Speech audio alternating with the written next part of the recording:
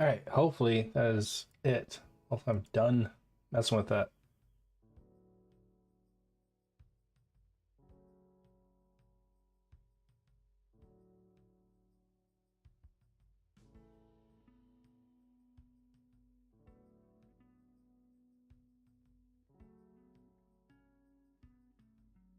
All right.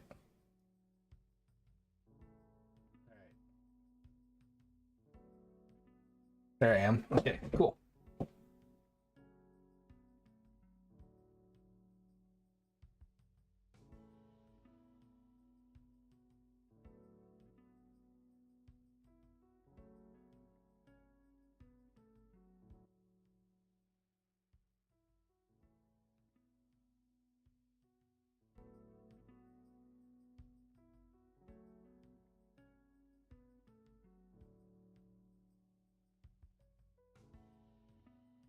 Take this link really quick and post it in the Discord.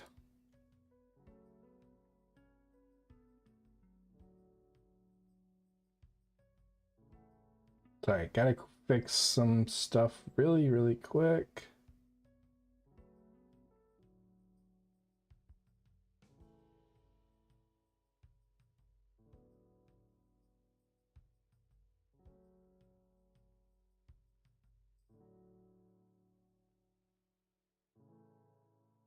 Okay, I'll just delete those later. Okay, so back to what we were working on. All right, what were we working on? I got sidetracked like crazy. Oh yeah, falling floors. Okay, cool. So I mean, the easiest way of doing this, I think this will work. We can get the hit, and find out if it's the player, and just to make sure this is gonna work, what we can do is just print hello on hit. And it does not, so it looks like I have to jump in order for it to do a hit. So I guess the next best thing would be to do an overlap. And actually, overlap, honestly, in my opinion, would maybe be better. And the reason I'm saying that is, let me show you this. So let's do a box collision real quick. Raise this up slightly and then expand it out. 664 on both of these.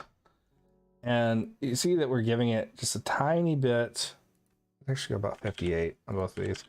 There's a tiny bit of padding around all the edges here. And that means that the player has to kind of commit to stepping on the platform at that point.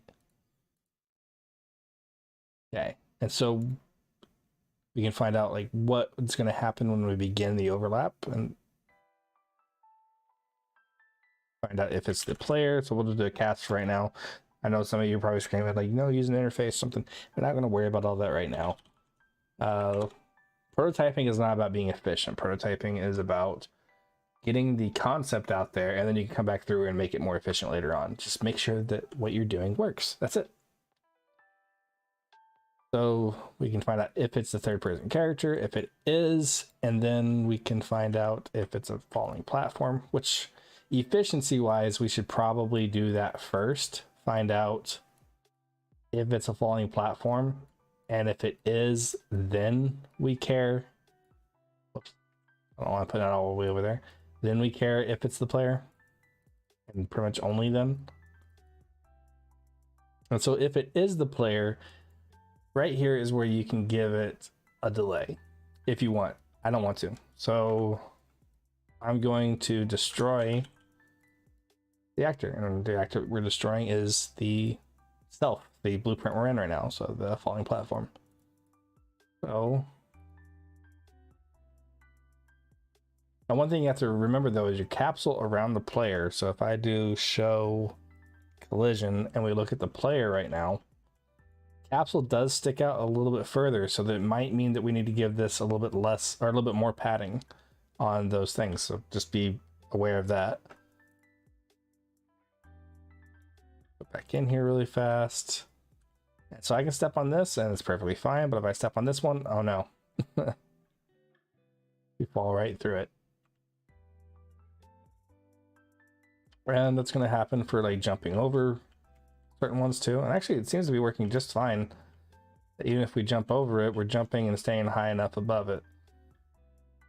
But, and see, we can also kind of test the water there. So I'm going to make the padding a little bit less because we don't want the player to really be able to test the waters, so to speak. We want them to really commit to it.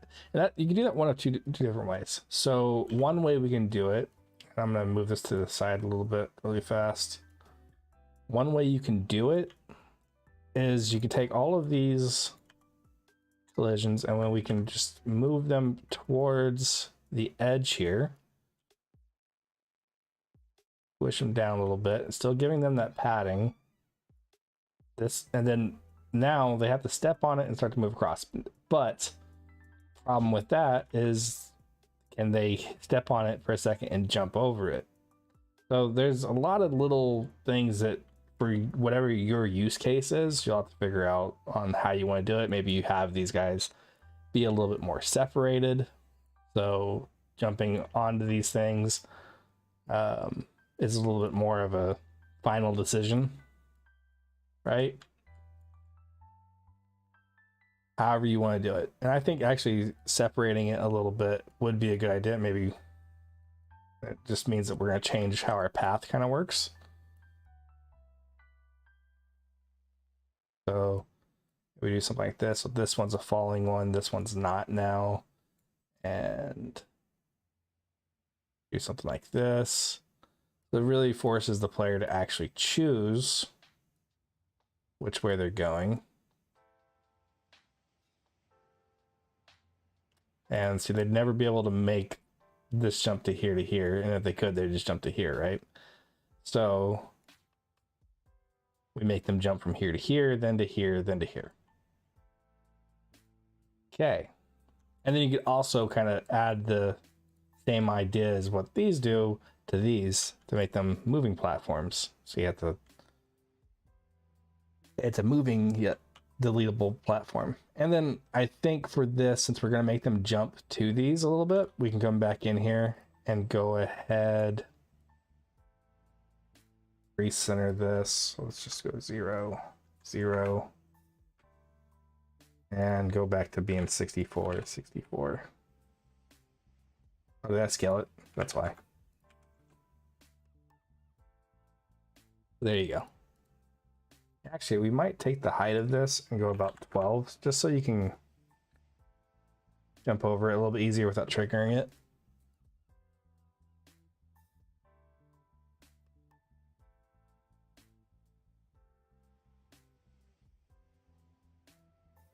Let's test this out. Let's jump from here to here. Works perfectly fine. Up to here, here, here, and then we're there. And that's when you can really start playing with it. But you know what? I could just make this jump. So why have these? Maybe all of these are falling platforms now. And I think I actually made the jump from here to here. So let's try that. That's when you can really start working on your difficulty for this.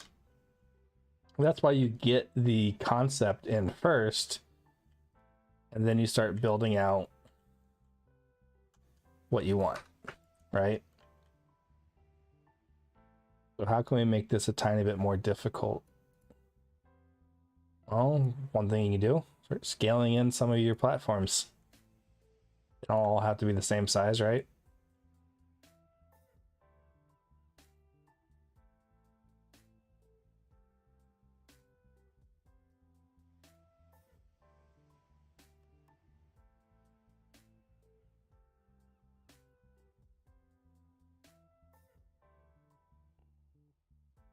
Remember, if you touch it, it's going to delete. So yeah, I really like that. And you can't really test the waters either because of the padding. I think that if I get on this at all, oh, you can. And so that's where you really want to start messing with that. So, okay, hey, we don't want them to be able to test the waters at all. So let's get in here and drop this down to maybe 45. 45, so they have to properly step on it first. And I would actually suggest going a little bit bigger in one direction and then making sure that's actually gonna work. No. I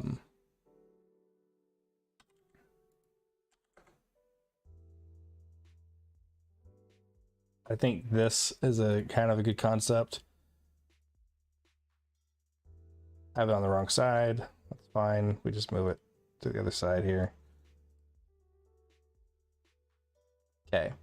So now when you step on these, you can test the water, right?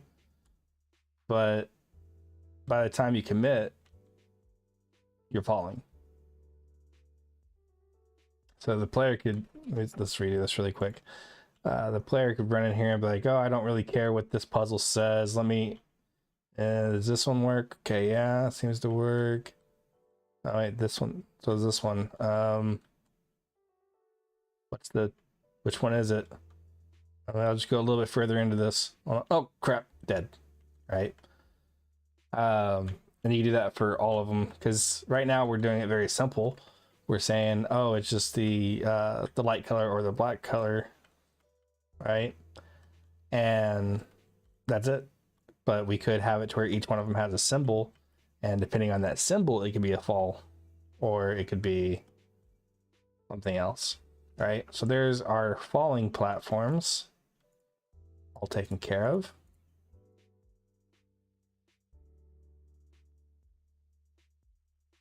Move those to the side too. I'm going to group those and group these, so that when we do grab these in a little bit, we can just easily grab them and then move them over and be like, this guy, do whatever we want to do with them. So what's another platform? I'm trying to think. Well, I mean, there's just the basic platform. Let's do this really fast. So BP, it'll be a moving platform again, but I want to show you guys another way of making the moving platform that, in my opinion, is actually better, to be more modular, so you can use it in more use cases than the way we did the other one.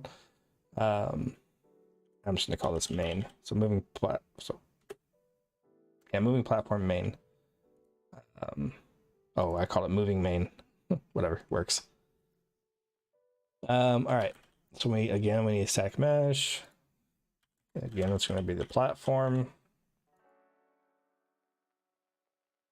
And in here, we are going to do a timeline. Actually, I'll just do a custom event. And this will be start platform. Then we'll do another one, custom event, stop platform. And you got to think, with this, you could actually add a whole bunch of different settings and whatnot. Like if you want the platform to be able to start and stop, or if you want to already be started. So you could make a setting here that says, you know, moving at start, and you can just make that instance editable, and then on begin play, then you can just do if moving at start, then we call start platform. Also, we don't do anything. So let's add a timeline. And this will be move platform underscore TL. Okay. And so we can easily have a start and a stop here. And we're going to double click on this to open it up. I'm going to set the length to just 1. Add a float track here. Call this time. Oh, and we want to click here to make it a loop. And so we're going to right click and make 2 different keyframes. First one is going to be set at time 0, 0. And the second one at time 1 and value 1. Okay, and then we click both of these to be able to see both. Scroll out just slightly, select both, and right click on one of them and set it to auto. There's a little bit of a curve in, curve out. Okay. Go back to the event graph. And what we're going to do is we're going to take our, I don't know if I want to move the static mesh or if I want to move the whole actor. I think might as well move the whole actor. So we could say set actor location.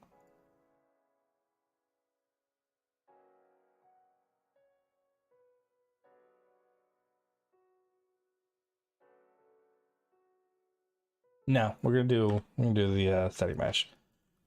Set world location, or set relative. We'll just do relative. Set relative location. There we go. Update, and then we can have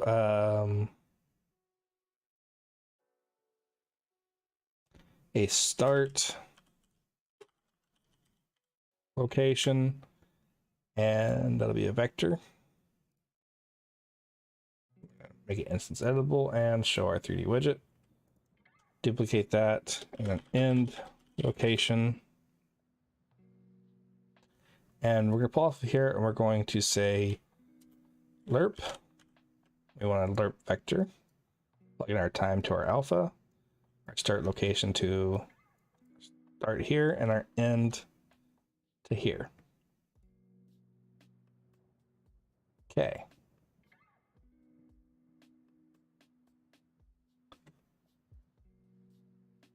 Then, trying to think if I'm missing anything. I probably am, knowing me.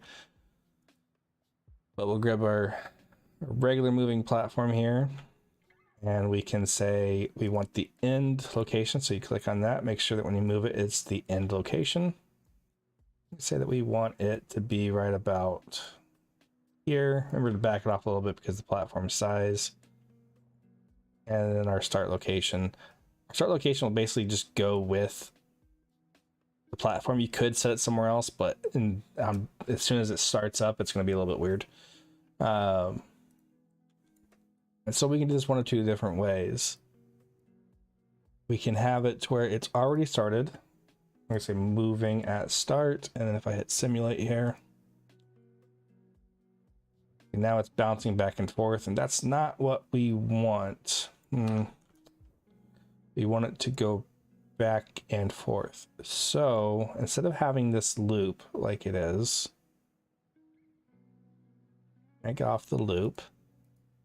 Don't worry, I'll work on the speed here in a second. And we can just say that when it's finished, well, we can do it one or two different ways. Well, actually, we can get the direction. If we say switch or select? Select. Okay, switch. That's what I wanted. If when we finished it was going forward, then we can tell it to start platform. Let's make a new one, custom event. We can say reverse platform. Plug that into our reverse.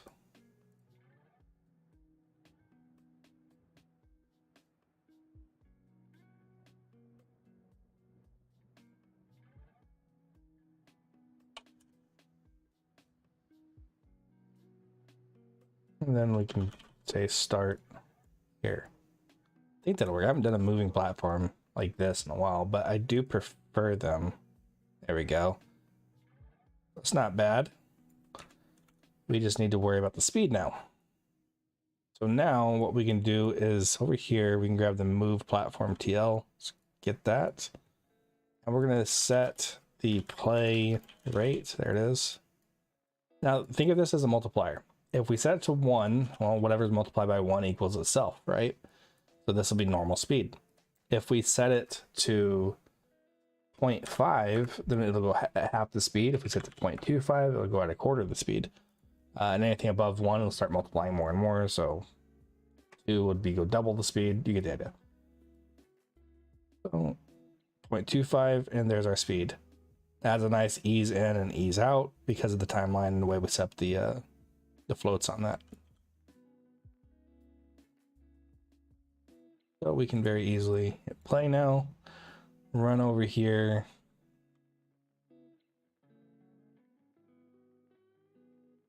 Step out onto it.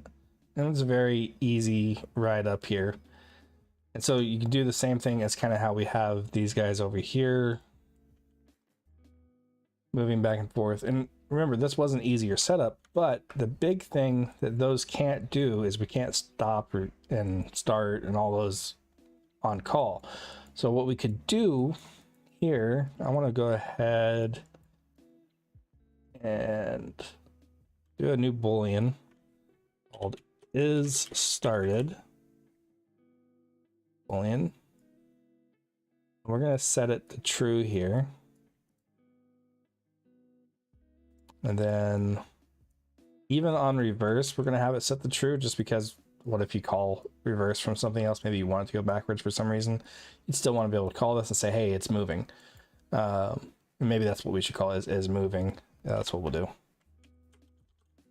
Oh, I opened up something. Oh, I guess I hit F1 or something. So I'll try to open up help on my other screen. There we go, is moving. And if we stop the platform at all, we want to set is moving to false. Okay. And then kind of want to be able to trigger this. So what we're going to do is we're going to get a box collision. And I'm just going to raise it up slightly. Actually, I shouldn't have raised it because I'm going to set this to like 10 and then lower it. And then we can say about 64 on both of these. Should cover it nicely. And so if we right click on here and we say on begin overlap, now and make sure that the box is a child of the static mesh so that it moves with the static mesh.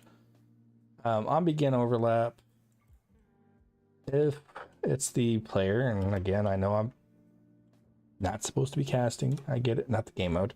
Pass to third.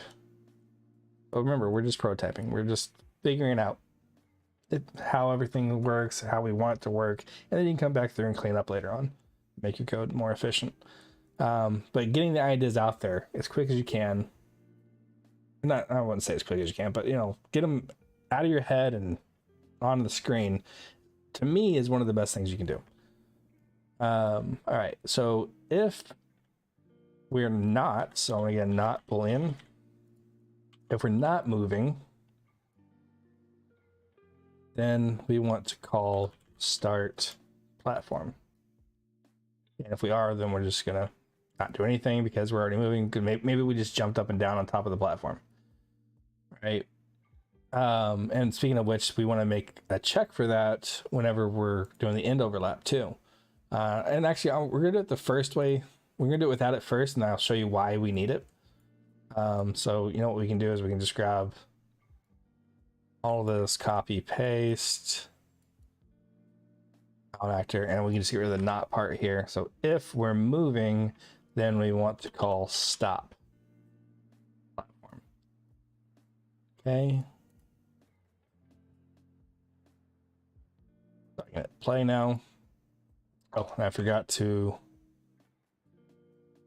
We have moving at start checked, so let's uncheck that. Now it's just sitting there waiting for us. A little bit of FPS if you've seen that on the stream, sorry. Jump on here and it starts moving as soon as we go, but then if I jump while it's moving, it stops and then it plays from the beginning again, so we kind of get stuck, right? And that's not necessarily something we want. So what you can do is, though, we can say is moving, we can re-trigger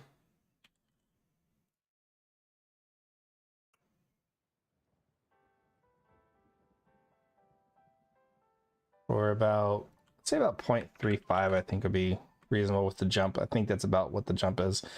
And then we need to find out if the player is still overlapping the platform. So you want to grab the box here and say get overlapping actors. And we can just say third person character for this. And if the length is greater than 0, meaning that there is a third person character currently overlapping the box, then we don't do anything. But if not, we stop. This is totally in my head. I don't know if this will work, but we're gonna try it out. So we jump, and so it looks like we need to have it to be a little bit longer on that. So maybe like an entire 1 second, maybe, you know, let's say 2 seconds for right now, and we'll go backwards from that. Let's just prove the concept first.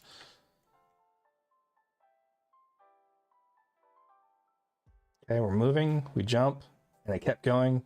After 2 seconds, it stopped. So let's say 1.25.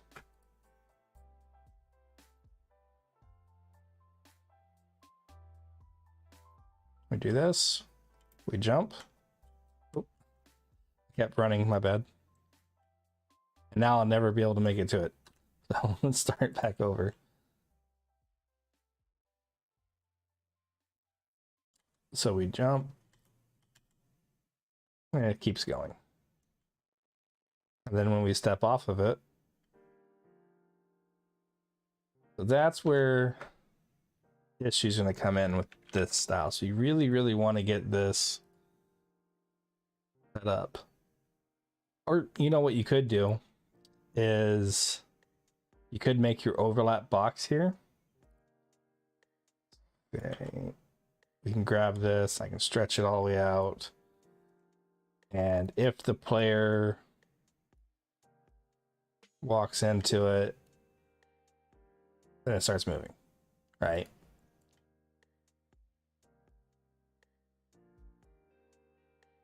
Oh, whoops. As soon as I walked out of it, it stopped. I walked back in. Oh, because it's part of it's a child of this, so it's now moving with it. So there is that way of doing it, but you have to make sure that the box is not a child of the static mesh. You just take it like this, and now whenever it moves, it doesn't move with the box, or yeah, with the platform, I mean. And you can sit here, and then if I walk away, it's gonna stop.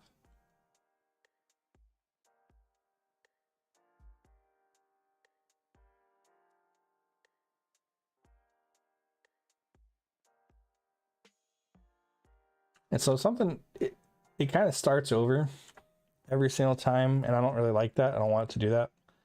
So what we could do is we could say whenever it's reversing, we can make a boolean here.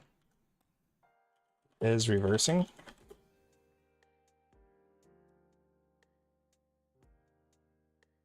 Actually, let's do it instead of doing it there. We'll do it here.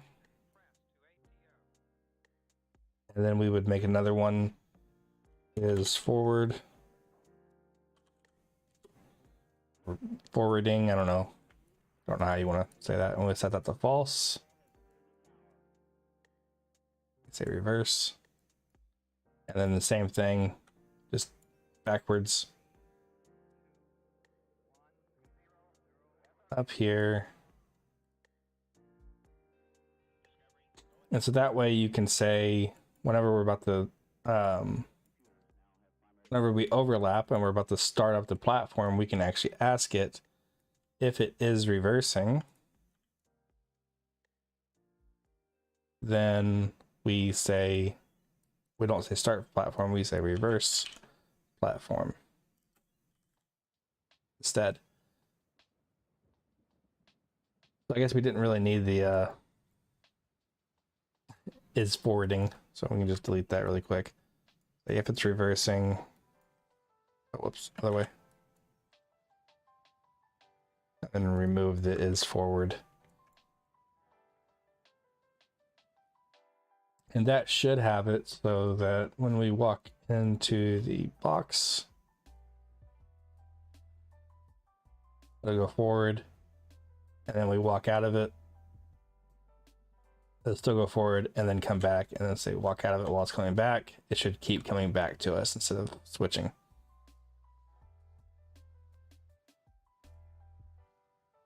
That's one way of doing it. And you could actually time this maybe with your you know what, the more I'm thinking about it, I don't like this at all. And so we would just stop the platform as soon as you walk out. So you can actually make something where maybe you're holding down a button and it moves, and when you let off the button it stops. So if you guys want, I can actually show you that too. That's actually very simple. We'd have to make an input for it though. Let's make a use input, I guess. I'm trying to think of what we'd call it. Let's go input actions. Let's just right click and we'll get input action. Call it IA use.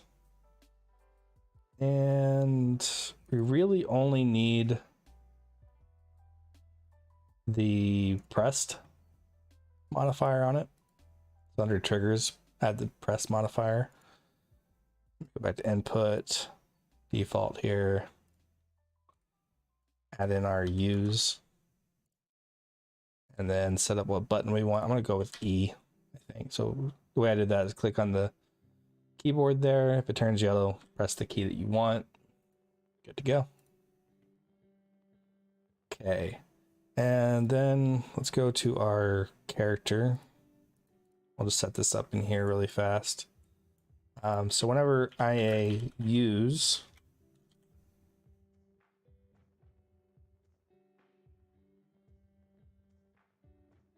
I'll put is used. I mean IA use, there we go.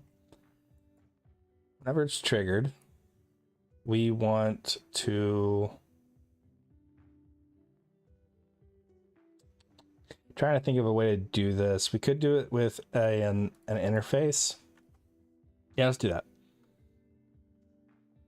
Let's just do an interface. So I'm going to make a new folder here.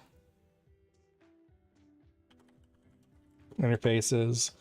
We can call this one the use interface. So under blueprints, interface, BPI for blueprint interface, use. Open that up and we'll just call this on use. Now, you'll have to be careful doing it this way as a designer, or at least for your designers if you're doing this as a programmer. Because the way that I'm thinking about doing this, just to be very, very simple, is we're going to get the overlapping actors here. And just do type actor. And for each,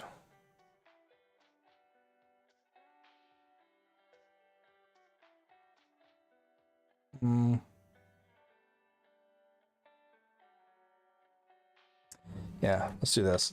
Do a for each loop with break. And then we could say for each actor that we're overlapping, if it does implement the interface of use, branch, I'm gonna go ahead and do a sequence here. And the very first thing we're gonna do in that sequence is we're going to stop searching. Then we are going to call on that actor from the array element here, the on use message function. I don't know why I called it a message function. That's not what it's called, but that's what I'm gonna call it. And what that's gonna do is the very first thing, that means if there's like 3 things sitting there that you're overlapping, then you would only do the very first one that it finds, which can be unpredictable sometimes. So if you wanted it to use everything in the area, you would basically just remove this break and you would just end the sequence, honestly. remove the sequence and the break, and then you would just say use for every single thing in here that has that. And actually, you know what? That might be better to go that route. So I'm gonna remove the break. You just, as the designer of the level, you got to make sure that you don't overlap usables. And usable, I would say, would be like doors, levers, things like that, not like pickups and stuff like that. So you basically have two different situations. There's a usable, which is something that's static in the world that's capable of being used, and then there's like a pickup or an interactable, something you can interact with. Like you can pick it up, or you can, I don't know. I can't think of what I'm trying to say here. I'm trying not to ramble too much. All right, so in order to do that, then we need to come back to our moving main, which I renamed, or I named incorrectly. We're gonna go to class settings here, and we're gonna go to implemented interfaces, and we're gonna add our BPI use.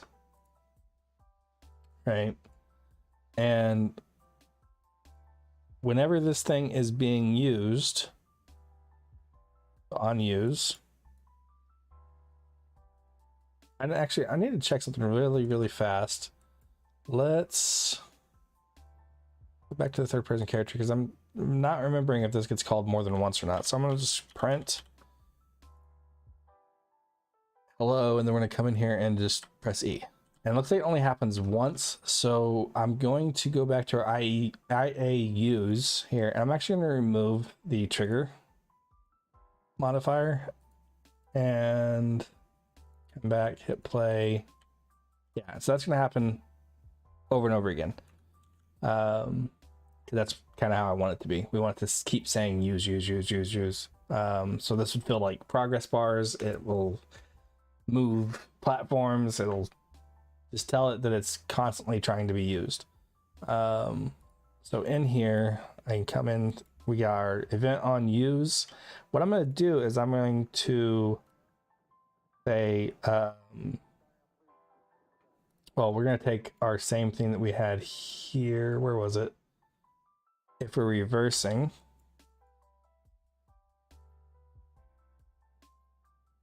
then we're going to reverse the platform. If not, then we're going to start the platform. And then we're going to have a retriggerable delay here, and set this to maybe like 0.1. And then we're going to call stop platform. And the idea behind the retriggerable delay is, since we're sending this over and over and over again, we're going to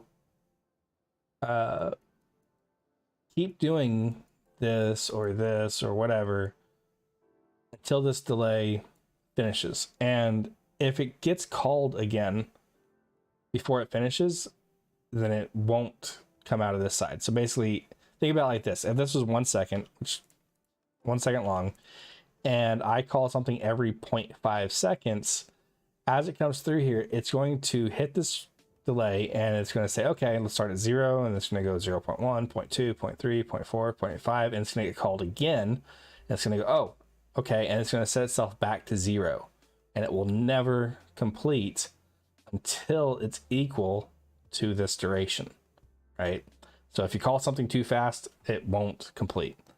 But if it ever does complete, then it will call what's on the other side of it. And that's the whole idea of what we're trying to do here. Since we're calling it over and over and over again, it won't complete until we let off of E. So we run over here. Oh, we're going to take the overlaps off of it for just a second.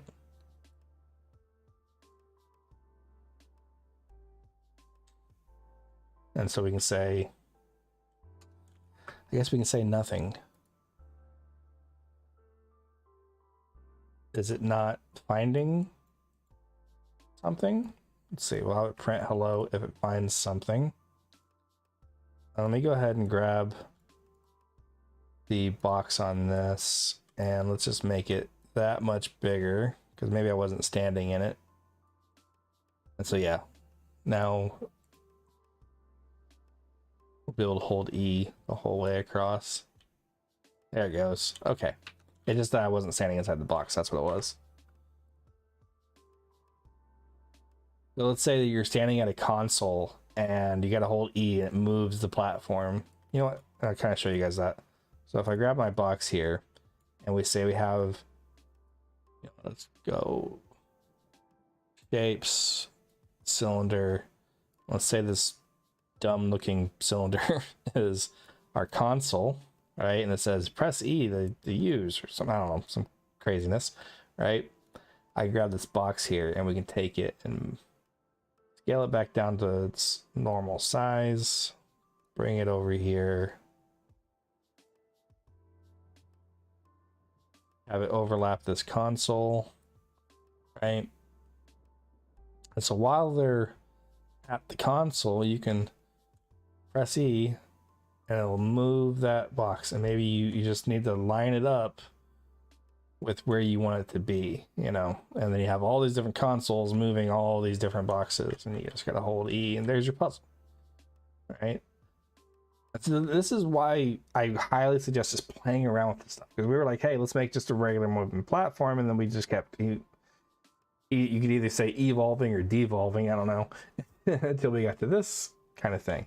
Or we can put it back to where it is a child of, whoops, wrong thing.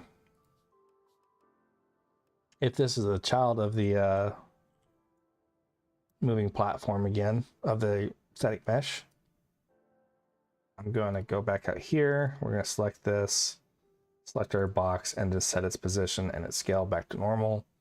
So now here's another concept where you have to hold E while on the platform. Hit it, and now you hold E, and then you can move it to where you want it. You hold the let off of E, it stops. And then you hold it again, it keeps going.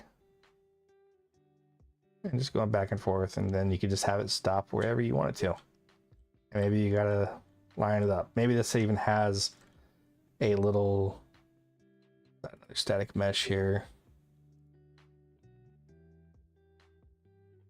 Control panel on it. And it's got some gears and whatnot, or some levers. And if you press E, those levers animate and move forward. And if you press F, it does something else. And I put that on the wrong side. So let's move that to maybe over here. Push it down. There we go. That'll work. All right, so you jump on this guy and you're like, okay, let me hit the lever, and the lever just moves you across. And you can let off wherever you want to let off at. But just some quick different ideas. Now, I did say at the beginning of the stream that was a horrible beginning because I kept screwing up on getting it to look nice. I'm watching it back right now. It looks like it's kind of all right, our stream. I'm not saying anything. If you guys are in chat and you see anything bad, let me know. Or if it looks good to you guys, let me know. But all right. So now we can stop that. And I did say we're going to make a damage volume. So let's go ahead and do that. Let's say that if we fall anywhere below this down here, that it's damaging. We can add a static mesh to it too if we want, and just make it so we can see it. All right, so let's go back up to main blueprint. I'm gonna take these guys real quick, new folder. I'm just gonna call this platforms. And we're gonna just select all these and say move here. And then real quick, I'm gonna right click on content and I'm gonna say fix up redirectors. That's nice and cleaned up and moved. So now I'm gonna say new folder, and we can just call this traps. Open it up, and let's say I'm gonna call this, let's go actor, and we'll call this like BP DOT volume. So damage over time volume. Now if you want it to kill instantly, we can just set the damage high enough to where it's an instant kill, so you can kind of use this for both cases. And let's quickly just open this up. And you know what? Yeah, let's do a static mesh. just for the heck of it, I'm going to do a cube. Sure. And this will be the base. So I'm going to say 0.05 for that. And then we can just set to like basic asset 0, so it's red. There we go. And then I'm going to add a box collision and say about 10 and 68, or no, that's wrong. Oh, it's because we're scaled. That's why.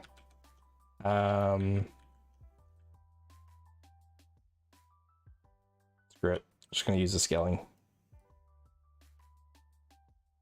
Off the snap scale. Good enough, right? And so if we overlap this guy, we will start taking damage. It is actually very, very simple. But let's set up the character first so that we can know when we're taking damage. So what I'll do is over here, I'll say event any damage. And we can just say, for right now, in your print, ouch, I don't know, something, right? We'll be able to pass through damage and all that with this here in a second. I guess we're gonna have to make a quick little health system. So I'm gonna show you guys this.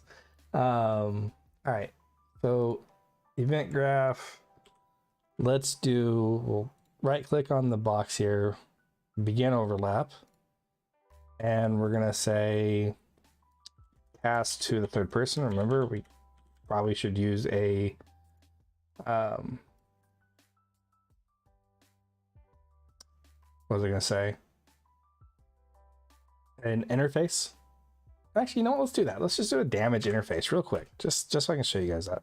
So we'll go to interfaces, and we'll say, wait, cancel. Blueprint interface, BPI. Should I call this? Let's call this health, because we might reuse this for like the whole health system if we want to do a health system. I'll even call it health system.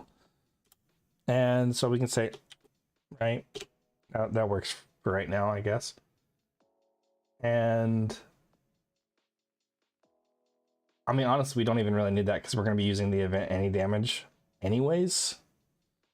So I'm going to delete this for right now, but I'm going to put, trying to think of what, get current health, I guess, is what we could use as like a placeholder function in here, and we can return a float, which will be the current health for whatever reason. But we're kind of using the this BPI health system as more of a, do these guys take damage, and if they do, then let's do this. So then we can go back over here to our, let me close all this other stuff, falling, moving. We don't need that, don't need that, don't need that. Okay.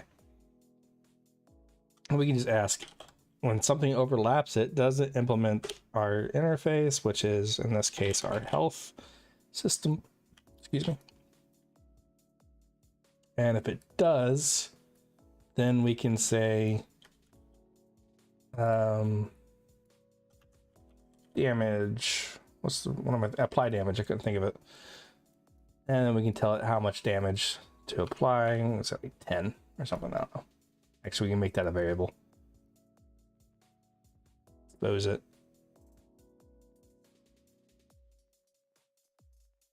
Okay. And then for our case, we can just take this trap, scale it to however big we want it to be. Cover that whole area there, sure.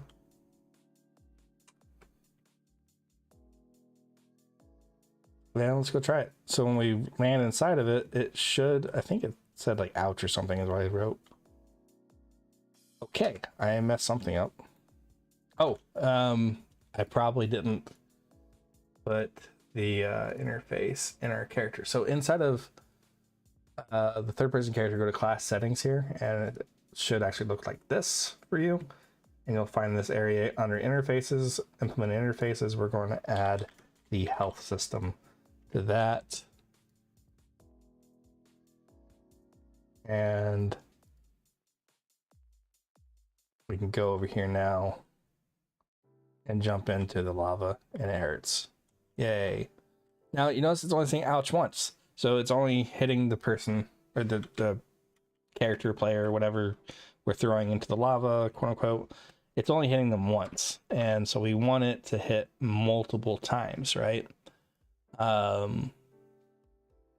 So inside of our dot volume here, what we can do is we can go ahead and hurt them, and we can set up a delay.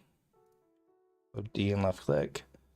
Let's say it hurts them every 1 second. Maybe that sounds reasonable. And we can go ahead and get overlapping actors.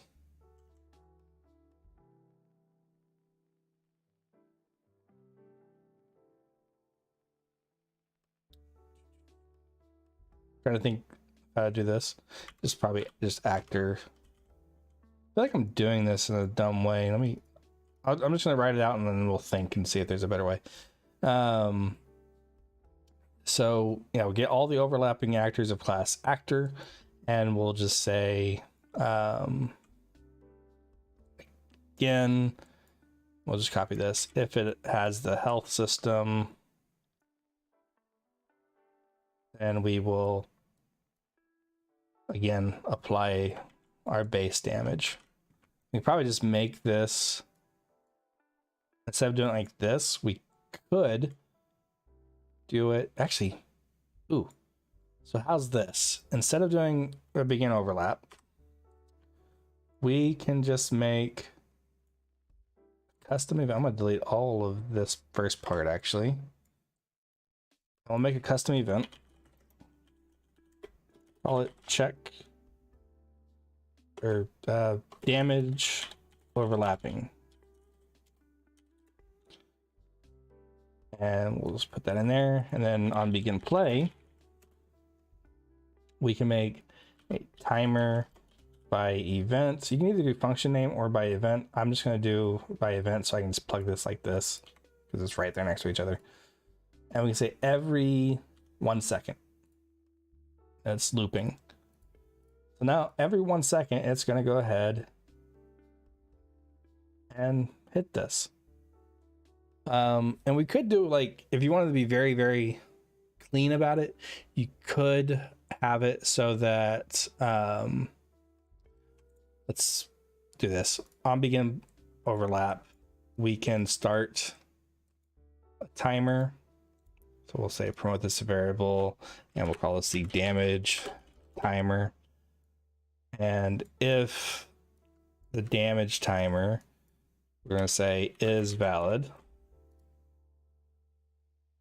then we're not going to worry about doing anything.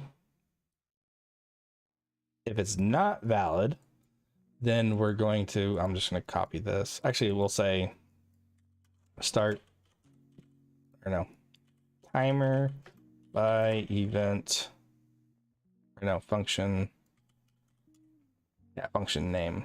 Set timer by function name.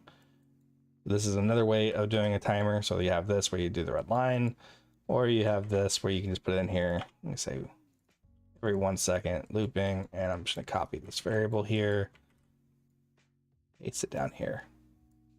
And so now when we overlap, if damage timer is not there, like there's nothing, or we don't have a timer, then we create a new one and start going with it. And so then on end overlap, you would want to again check. Actually, we just do this. No, let's do this. You can check to see if any actors. Let's do a function for this actually. Do a function and check any damageable, I can't spell, actors. And what we can do here is we can just paste this for each loop in, Actually, you know what, let's get a for each loop with break. For each loop with break. So that if we find even one of these guys, we can stop looking. We'll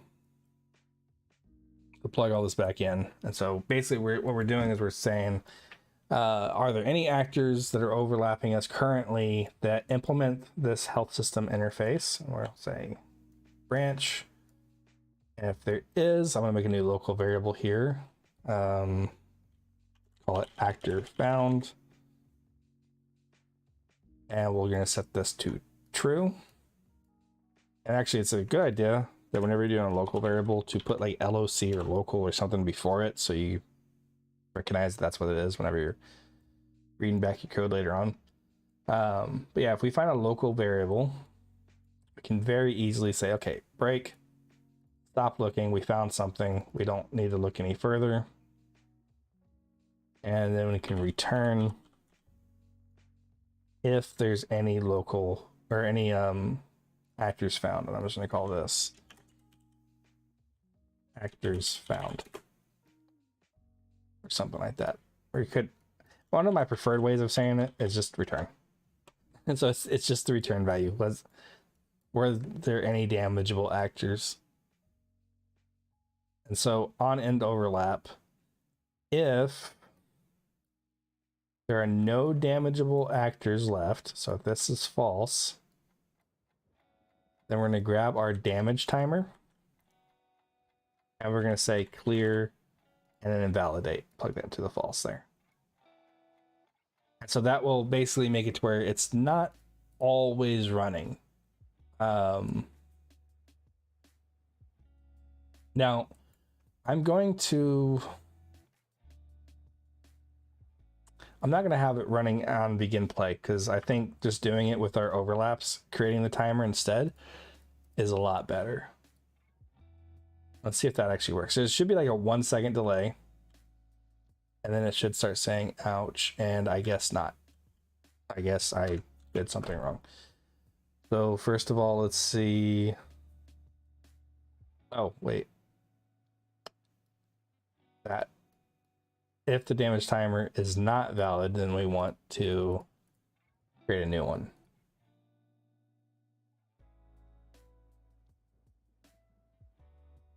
Still wrong. Okay.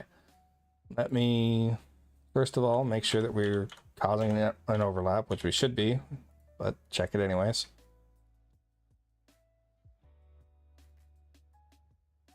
Okay. And then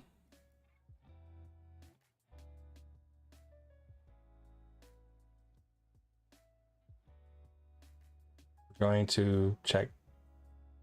Okay, make sure that's not true. Good. And let's see if it's being created, which we know that it is now because the other one wasn't being called. There it is, cool. But good to be thorough. Now we want to see, instead of our damage overlapping, are we even looping through this at all? Because that would mean that it's saying that there are no overlapping actors. There should be.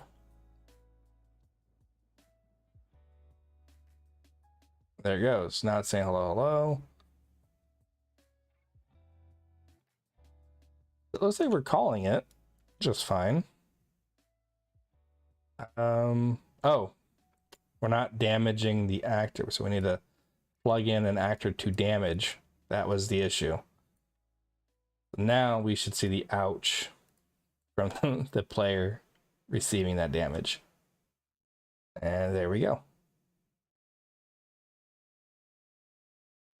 Yeah, if they actually had health, then they'd be losing their health. Now I walk away from this, we can make sure that it's not still damaging me. Cool. And I can walk back on it. After about a second play, it starts damaging again. There it is. So I like this a lot better than the way we were doing it. And that's whenever you guys are like, oh, how do I write something? If you're starting to feel like you're learning this stuff and whatnot, I would highly suggest just putting it out there. Like, start writing it. If it doesn't work, or it doesn't work the way you want it to, then play with it a little bit. And if you can't figure out, then jump in my Discord, jump in any type of Unreal forums or whatever, jump in my comments section, doesn't really matter, and ask for help at that point. But I would highly suggest you try writing it out and figure out what does not work first, because believe it or not, finding out what doesn't work is a lot better than finding out what does in most situations, because it helps you in the future. You're like, oh, well, I've tried this before, it didn't work. I don't know, it starts to build that experience that you need, right? That I'm going to ask you guys, if did you try this, did you try that, and you can quickly and easily say yes or no, right? Rather than like, oh, well, I just didn't know how to do it. Trust me, like most of these concepts that I have, I don't know how to do them off the top of my head. I don't. I have an idea of how to do them. It's not that I know, I have an idea. And so I try that idea. If it works, cool. If it doesn't, I'll try a different idea. I used to do tutorials all the time, right? I used to watch Matt Asplund, and he's the only one that comes to my mind right now, but I know I watch others. But I would watch all these different YouTubers, and one of the biggest things I would say I was doing wrong in the beginning is I would be looking for specific tutorials. I would say, okay, I need to learn how to make this thing do exactly what I want it to do. And you'd go searching for tutorials and you never find it. You need to look at tutorials as concepts.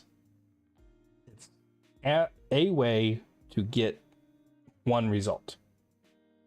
And then you need to start looking at it like, how can I apply this in different ways? What did we learn in all of this today? We learned how to use the interp component to make these platforms move side to side to these different control points, right?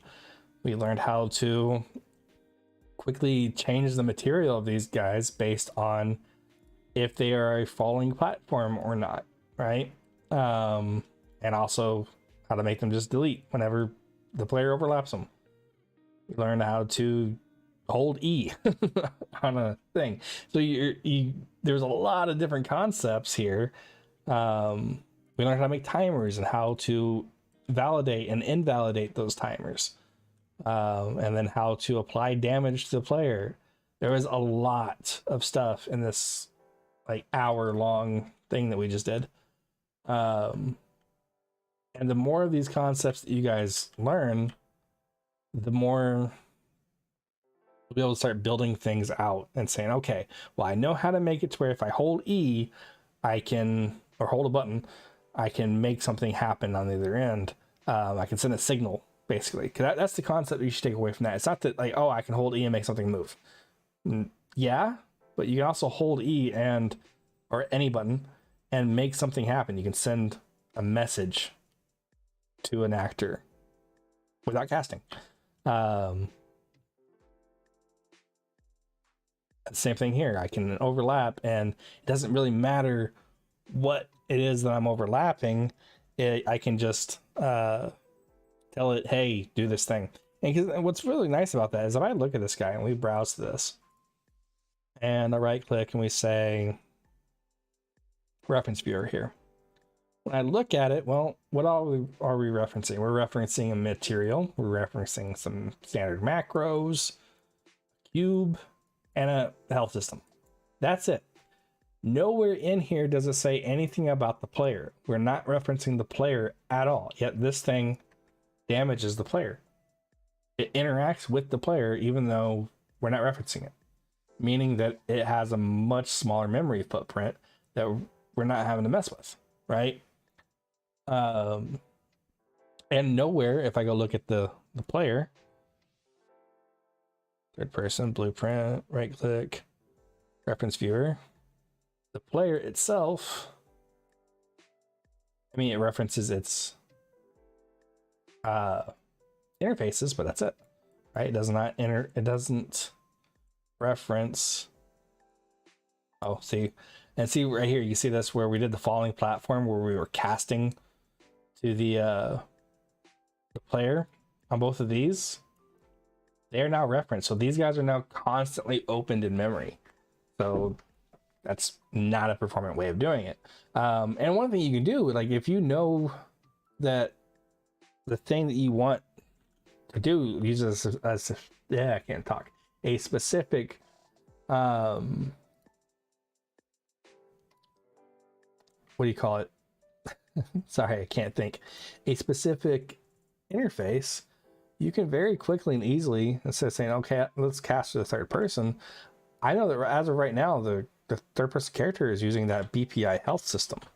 And I know that, let's say does implement interface, and we know that it's using that health system. And we know that nothing else, as of right now, at least, is using that. So I can very quickly and easily say, okay, well, if it uses the health system, then I probably want this to fall. So like if an NPC walks over top of this, it'll fall. I think that's perfectly fine, right? I don't see any problem in doing that. It'll just be on a per project basis, but this still works, right? And now if I go back to our third person character, easy, quick way to get to it. If you have the actor open, you can hit this browse and it'll take you straight to it in the content browser, which is really nice. We can go reference viewer here. And now you'll notice that the other moving platform is there, but the one we just worked on, which was the falling platform, isn't. So right there, just cleaned it up a little bit, right? And then we can easily go over here, find our moving platform. I think, does this one even use? No, so it's not this one. It's in the same folder, so we can go grab, yeah, there it is. Our moving platform main. And look, what's really funny is the only time we're referencing the player is in this, and it's not even connected. So just having this in here is referencing the player and keeping the player loaded into memory, and keeping this blueprint loaded into memory, even though it doesn't need to be. What if this thing's not even in the level? Still loaded into memory because it references the player. And so what you can do now is when we go back over here, quickly jump back to our player, reference viewer, and I guess there's another time that it's referencing the player. Let's see.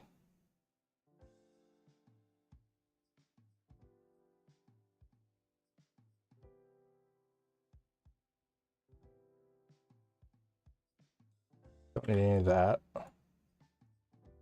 Oh, right here. Referencing the third person character right there. Okay. Anytime you reference something else, it's going to load it into memory and keep it loaded. But now I got rid of all those references, and it's not dependent on our third person character anymore. Which is really nice, right? So just some food for thought. Like I might teach you guys like every once in a while, hey, you can cast really quick, but you should know that if you're going to be making it into a full game, that you want to reference things or have things be dependent on each other as little as possible. And there's a lot of the cases where you can have that, but if you can write your way around it and get into the habit of writing your way around it by using interfaces and something I need to correct, actually, I've been doing this and I found out this is actually really bad. So let's say I make a blueprint here and I make it a blueprint interface, and I'm like, okay, I need this to be the player thing. I thought it was so smart because I was getting around casting. Well, it's not just casting, it's referencing. And I could say like get player reference. And I was doing this a lot. I think a lot of my tutorials still have this in there. I need to go through and maybe just delete those tutorials. I don't know. I mean, it's basically the same idea as casting. It's just adding this extra crap for no reason. I'm teaching people bad habits, and my bad. But I've always said I'm a designer, not a programmer. So if I say third person character here, I'm still referencing that character. Now, you can get into things where you actually start referencing like soft object references and soft class references. I need to do a lot more research on that myself before I can start like teaching it to you guys, because I understand it, but I don't think I understand it well enough to explain it to you guys. And that's where I gotta be like, I can't really teach this to you, you know. But once I get there, I'll make videos on it and explain it to the best of my knowledge. Remember, again, designer, not programmer. But yeah, and so like if I call this the player reference, so I grabbed a third person object reference here, right? And as soon as I did that, remember, we haven't added this player reference thing to our player at all yet, right? I'm going to come look at the reference viewer, and we're gonna find that I'm wrong. I guess until it's actually implemented onto something, it doesn't show it. Okay, well, I learned something. But let's say we implement it onto this falling platform here. Actually, better yet, let's put it on the player, because this is how you would set it up. This is how I was teaching people to set this stuff up. And so we'll get the BPI player, and I'm not even worried about going through, well, I guess I could. Interface, we'll go get player reference, and we'll say self. Oh, that's a game mode reference. Let me go fix that. BPI, and we're gonna get the third person character object reference. There we go. And that's probably why I didn't see. Let me see this in the reference viewer now. Yeah, and see now the player thing is dependent on the third person character, and will both be in memory at that point, and as far as I understand it. So I'm trying to teach best practices here. Anytime you reference the player. So what I would suggest doing is, if you want to talk to the player, make a player API thing, sure, right? But don't reference the player in it. Send instructions to the player here, and then have on the player ways to interpret those instructions. And what I mean by that is, let's say it's trying to think. What's up, hero? Let's say it's, let me delete this really quick so I can think a little better. You just want to send it some information, right? Let's say that it's coins. We can say set coins, or change coins amount. How long have you been doing game design?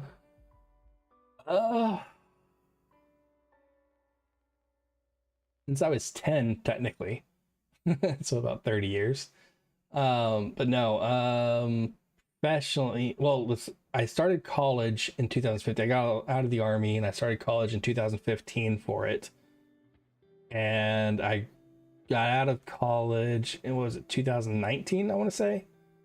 So 5 years professionally.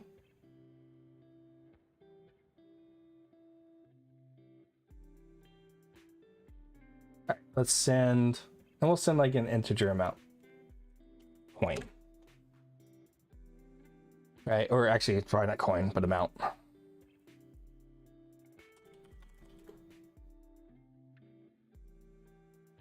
So when I do these types of streams, I'm not necessarily making anything.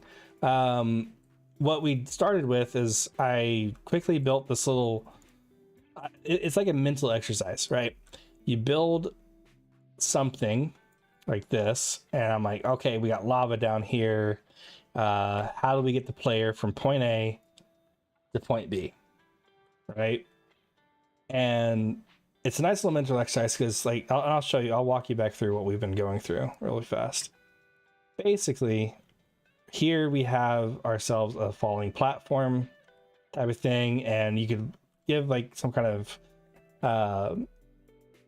clue or something here that says the dark squares are safe and the light squares are not, and so if you step on a light square, boom, you're in the lava, right? Yeah, no problem. The good thing is about me being a very small YouTuber, streamer, or whatever, is I can do things like that. It's I don't have a lot of viewers, right?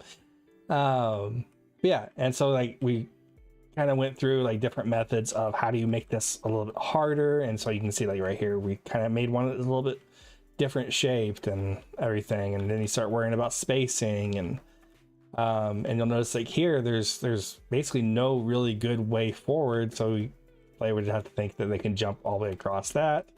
That's when you start getting into the metrics of how far can your player jump and how far up can they jump, how far down can they jump, right? So this would be like a down jump where it's like I'm in a higher position here, and here's a lower position here, and then there's a higher position here. Can I jump all the way to this safely, right? How hard is that jump to make? Is it a makeable jump, or is it like something that's a really big skill check type of thing? And so like that's a lot of different things that you gotta kind of consider when you're building out traversal. I mean, pretty much any type of option. This is like some kind of traversal option, right? And so then we also made a bit of a moving platform. This is using the interp2 component. So these guys will just constantly be moving. Some of them are moving at different speeds. We actually changed the air control on the character a slight amount to help us be able to make these jumps a little bit better. And then we even talked about red herrings, where this this last platform that's between us and the goal there is it really needed, right? And if you think about it, since that thing's moving slower than the platform we're on, it's actually harder to jump to that platform than it is to just jump past it and land on the ledge.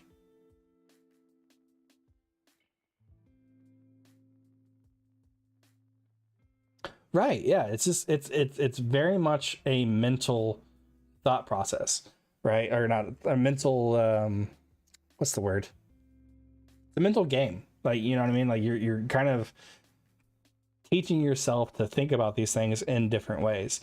And so like then we walked through here and I was like, okay, this is a decent representation of gating. Now I can't jump back. It looks almost like I can, right? But I can't jump back through this. And it was just a nice little step out. And let's say if there was walls on the other side of this, I would never be able to go back around to get up there unless we had some sort of thing. Like maybe later on we get like a potion, we can grab the potion, there's a block here, we pick up the block, we move it over here, we place it here, jump on top of it, and then jump out, right? Or maybe we go down there and we read some book, we learn about the super jump, and we hold shift and spacebar and it jumps us up there, right?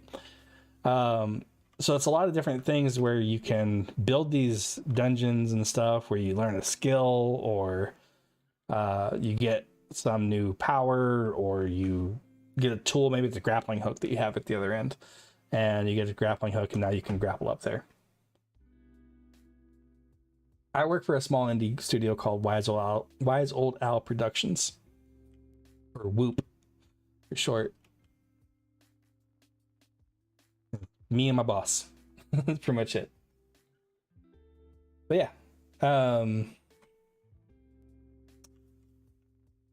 Oh, and then we also walked over how to make a like a nice little damage over time thing here where it's printing ouch. And basically, I'll show you a little bit of the code on this.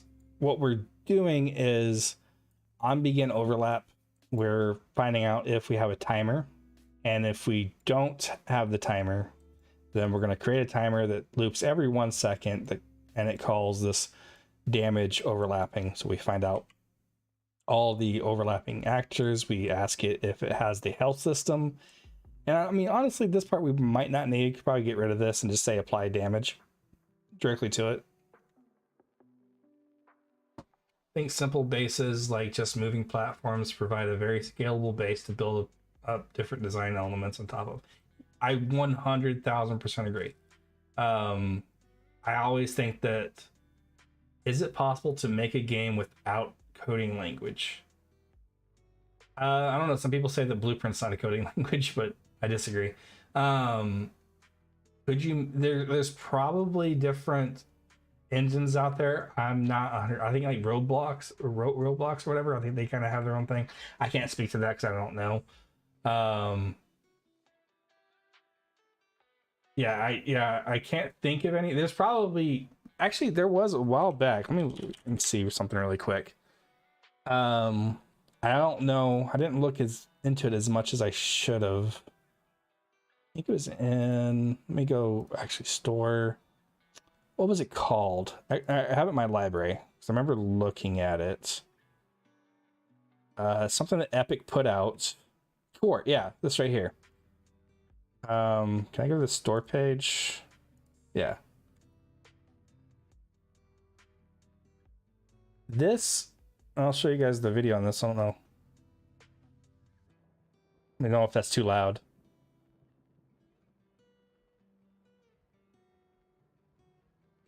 And so this is like kind of a beginner way of getting into Unreal. I think I'd just start in Unreal, to be honest with you. But this is kind of a cool concept.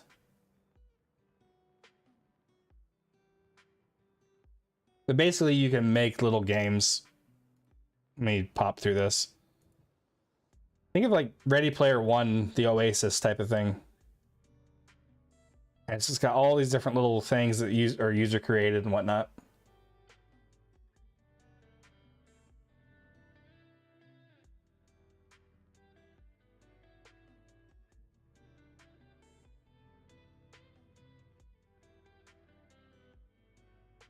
But yeah, you get the idea.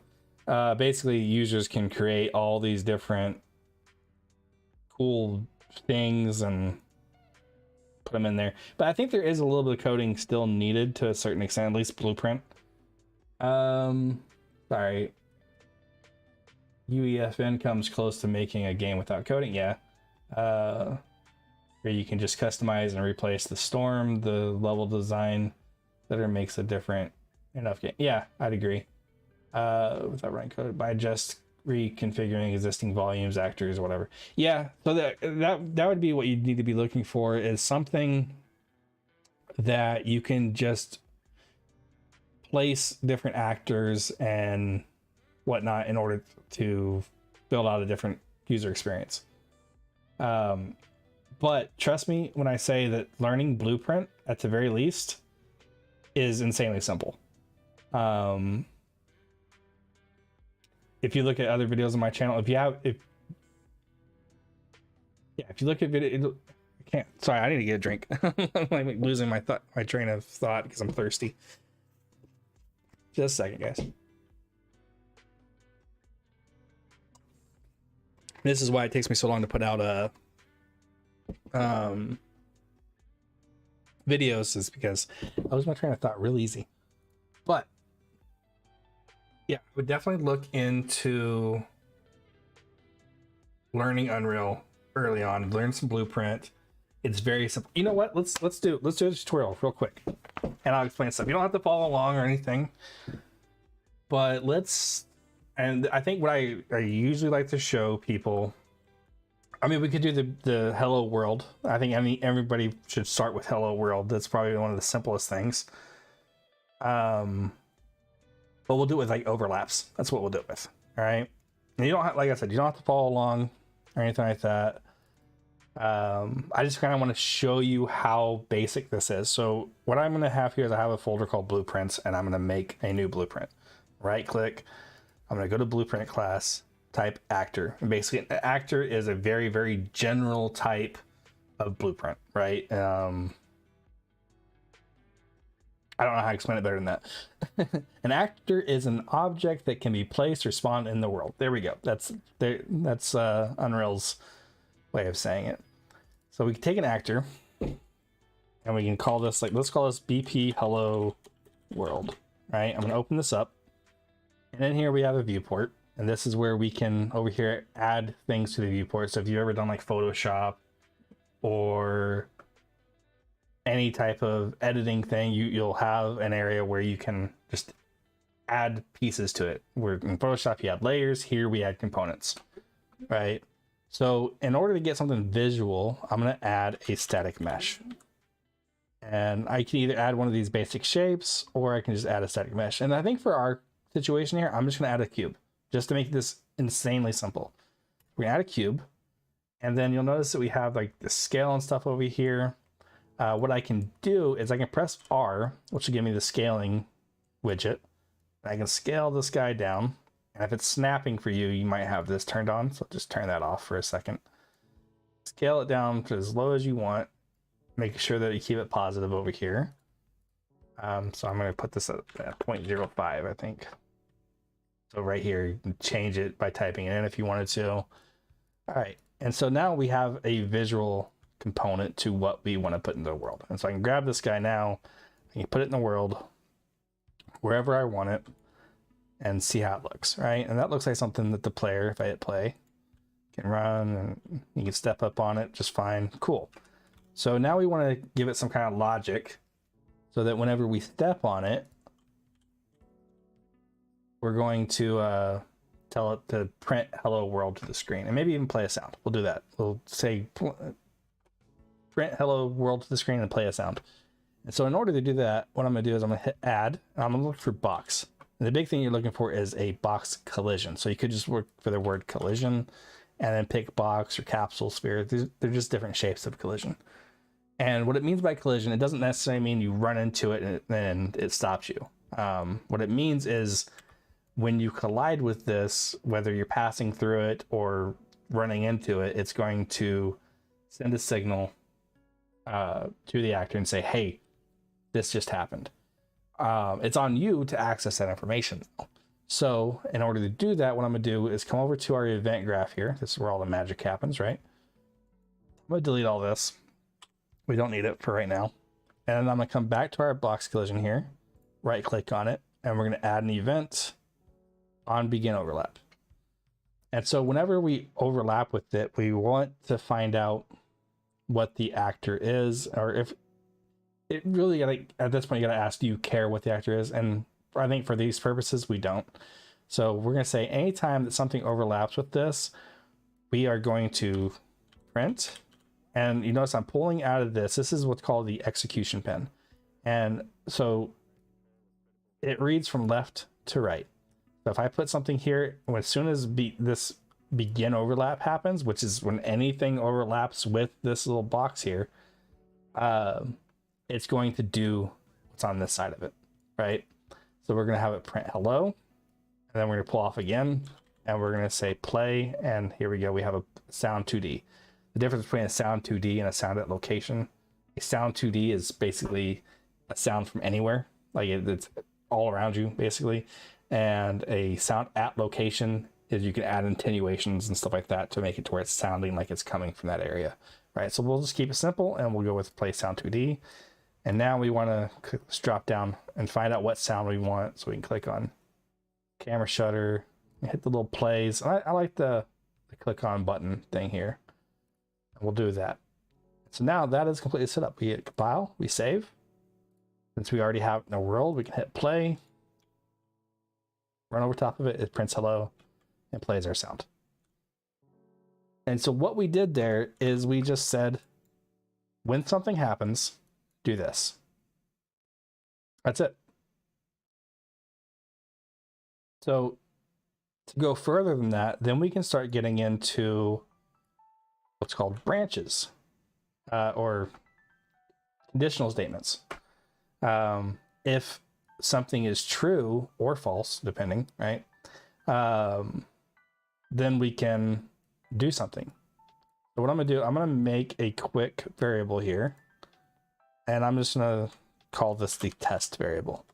I'm gonna hit this little I, and what the I does is it makes it so that I can see it whenever I click on an actor in the world, and it makes it to where it's per instance. So this version is completely separate from this version. So I can turn test on that one, and it's still off on this one. So they're completely separate, right?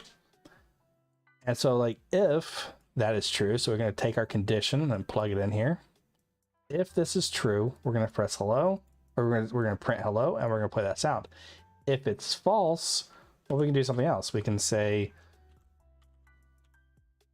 goodbye and play the camera shutter sound instead, and we plug that in. So now we're kind of branching out, which get the idea of branch. If something is true, we do this. If it's false, we do something else. A very, very simple concept. So this one was the false, and this is true.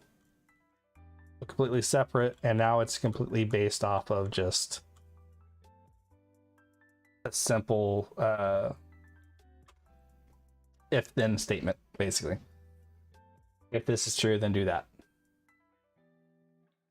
Does that help out with anything amazing? Make you a little bit less scared of coding? It does. I'm not saying you're scared of it. I'm saying, like, does it make it seem a little bit more appealing is how I should say it. Because you could build out these crazy cool worlds all from some very, very simple coding. And like, I would highly suggest, even if you can't code, maybe you haven't figured out or you're not comfortable with it yet, go in and you can start building out. Like, I can take this and copy it. I can start building all this crazy stuff. And then at that point, you're like, okay, well, like just like we did here, say, okay, well, I want a way to get the player from here. And so then we start thinking about different ways of doing that. How do we get the player there? And it could be as simple as we have a, you know what, this is something I haven't made yet, which I wouldn't mind thinking up a way to do. We could, and kind of, this is how I do stuff a lot. I'll act it out with the editor. I'll say, okay, we can make a drawbridge. That's not long enough. We can make a drawbridge that falls down and stops when it hits the thing. There. Or maybe you have to shoot a button on either side and it releases something and it falls and lands on this. A lot of people would say use physics for this. I wouldn't suggest it. I would make it a hard-coded thing. So yeah, we might make that in a second.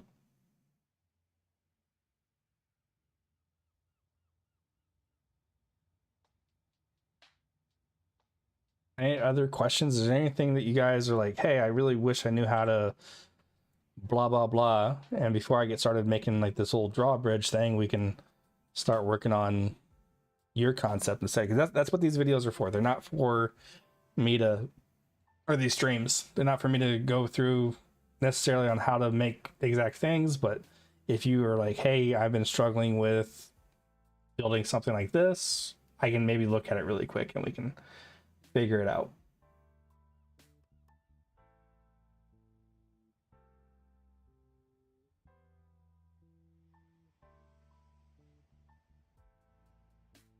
I guess by the silence, either A, I have a really long delay, or B, nobody's got anything. So there are a lot of tutorial channels. Anyways, I think just watching people make stuff quite interesting. Yeah, I'm really thinking about doing this from now on, and like even with my project that I'm building for work, I think I'm gonna start streaming. That way it helps, one, it's gonna help publicize that project, to add spikes on moving platforms. So make it basically, what you're saying is make it so that some of the moving platforms can deal damage. Is that what you're saying? You should keep up with your approach. I don't know if it'll help you build a community, but it's at least a unique thing. Yeah. Well, we have a small community in the Discord, which I don't know if I have a link in the description below, but I can grab a link and throw it in here really fast. I can throw it in chat.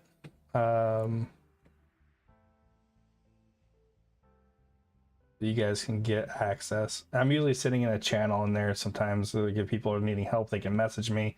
Even if I show offline, you guys can message me. I don't mind. Where is my thing? Here, I'll just make a new invite. Screw it.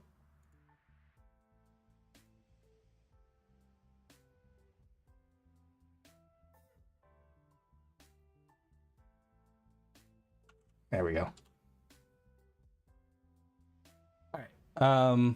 Okay, so you were saying, yeah, a moving platform, and I'll recreate the platforms that we already made. We'll make a very, very simple platform just to make it easy. Where's my chat? There it is. Okay.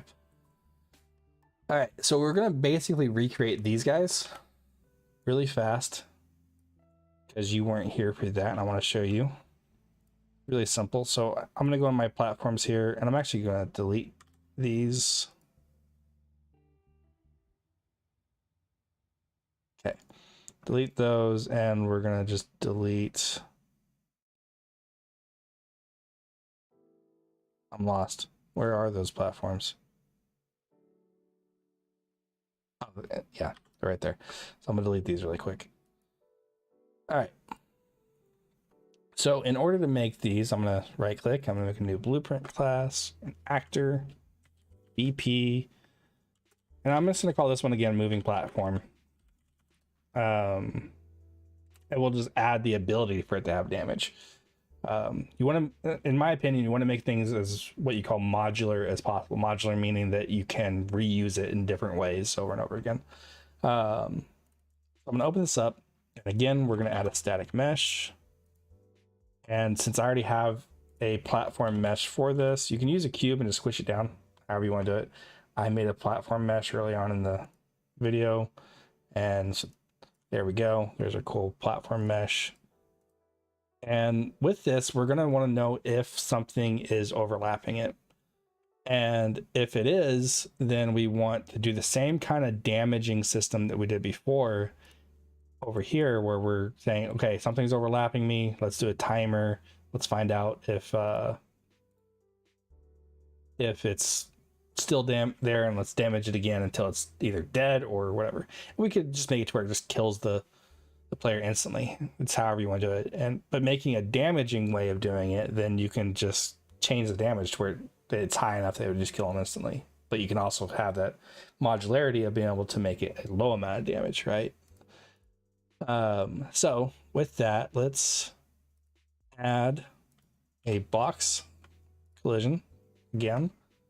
I'm gonna set this to 64 by 64 by 10 on the up and down, and we'll just raise it up a little bit. A few other systems such as conveyor belts would let you interface the platforming with locomotion. Yeah, we can very easily make a conveyor belt right after this. Let's make this, and then we'll do a conveyor belt next.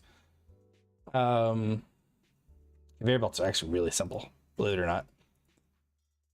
All right, so we can do this, begin play. All right, so now I'm in the event graph because we've already kind of set up our in the viewport. And so now we want to know whenever something overlaps with the box, right? And in this case, I'm not going to care really what's overlapping it. I am thinking of flat buttons that need something heavy like boxes to trigger it. See, now y'all come up with all these ideas. Let me finish this. What do you want to see better? This, the moving platform, or a button that we can put something on top of? But the putting something on top of, it's up to you. Which way do you want to go?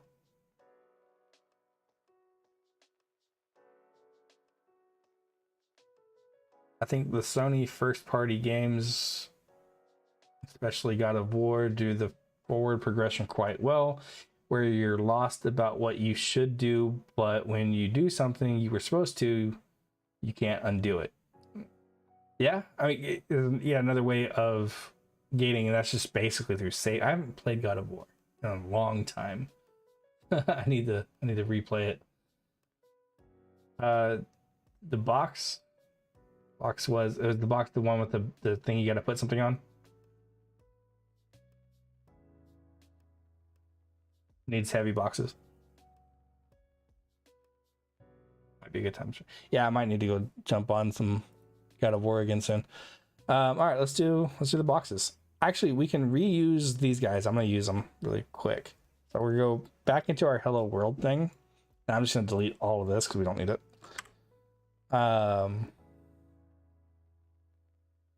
The new DLC is quite amazing. Yeah, I'll have to try it out. All right, so one of the things, I haven't done this in a while. Let me see. Say if I get an actor, can I get its mass? I'm pretty sure you can. or actually it's, oh, we could say component. Yeah, there we go. So the other component, which is something that's stored inside of an actor, like the static mesh or something like that, we can get its mass and find out how heavy it is. And if it's heavy enough, then we can do something. So first, let's just get it to where a box that overlaps will trigger this. And so the way we can do that is when another actor overlaps it, we can ask it if it simulates physics. Maybe it's gonna have to be component does. No, is it does or is it just simulates? And sometimes you have to search for it. Yeah, is simulating physics. So we can find out if the static mesh from it is simulating physics. If it is, then we can print a string. And I'm going to show you how to make a quick box that can simulate physics. Real easy. So what we're going to do is go up here to this quick add. We're going to find a cube, throw it in the world here. I'm going to raise it up above the world here, and then I'm going to press end to slap it to the ground. End as an E and D right below home button. And then over here in the details panel, we're going to search for simulate physics. And if I put this up here and we just hit simulate, it's going to drop, hit the ground, bounce a little bit. And basically simulate physics means it reacts to gravity and things like that. Now I can hit play. That's on the ground. We can push it and whatnot, right? And then I can make it to where when we walk over this, if the thing that is walking over it simulates physics, we can print, we can basically say do something, right?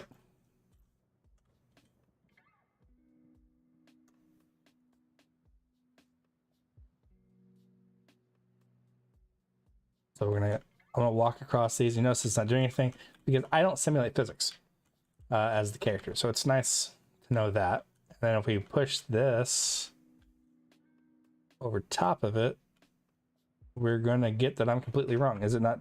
Maybe it might not generate overlap events. Let's scroll down. Oh, see right here.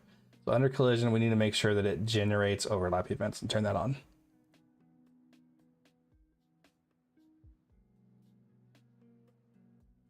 Push this over. There we go. It says do something. Now we know that the idea of being able to put a block on top of that works, right? So what if we start checking some stuff? Like I was saying earlier, we can get the mass of it. And let's see, what is the mass of it right now? So if we just come over here and set that in mass, well, with that guy selected, I'm guessing it's 177. Let's actually, we can print out what the mass is. So we can get the mass and print it out and just find out how much that thing weighs really fast. Not sure if it's defaults to what it was saying there or not. Yeah, so 177.82, right? But we can change the mass on each one of these.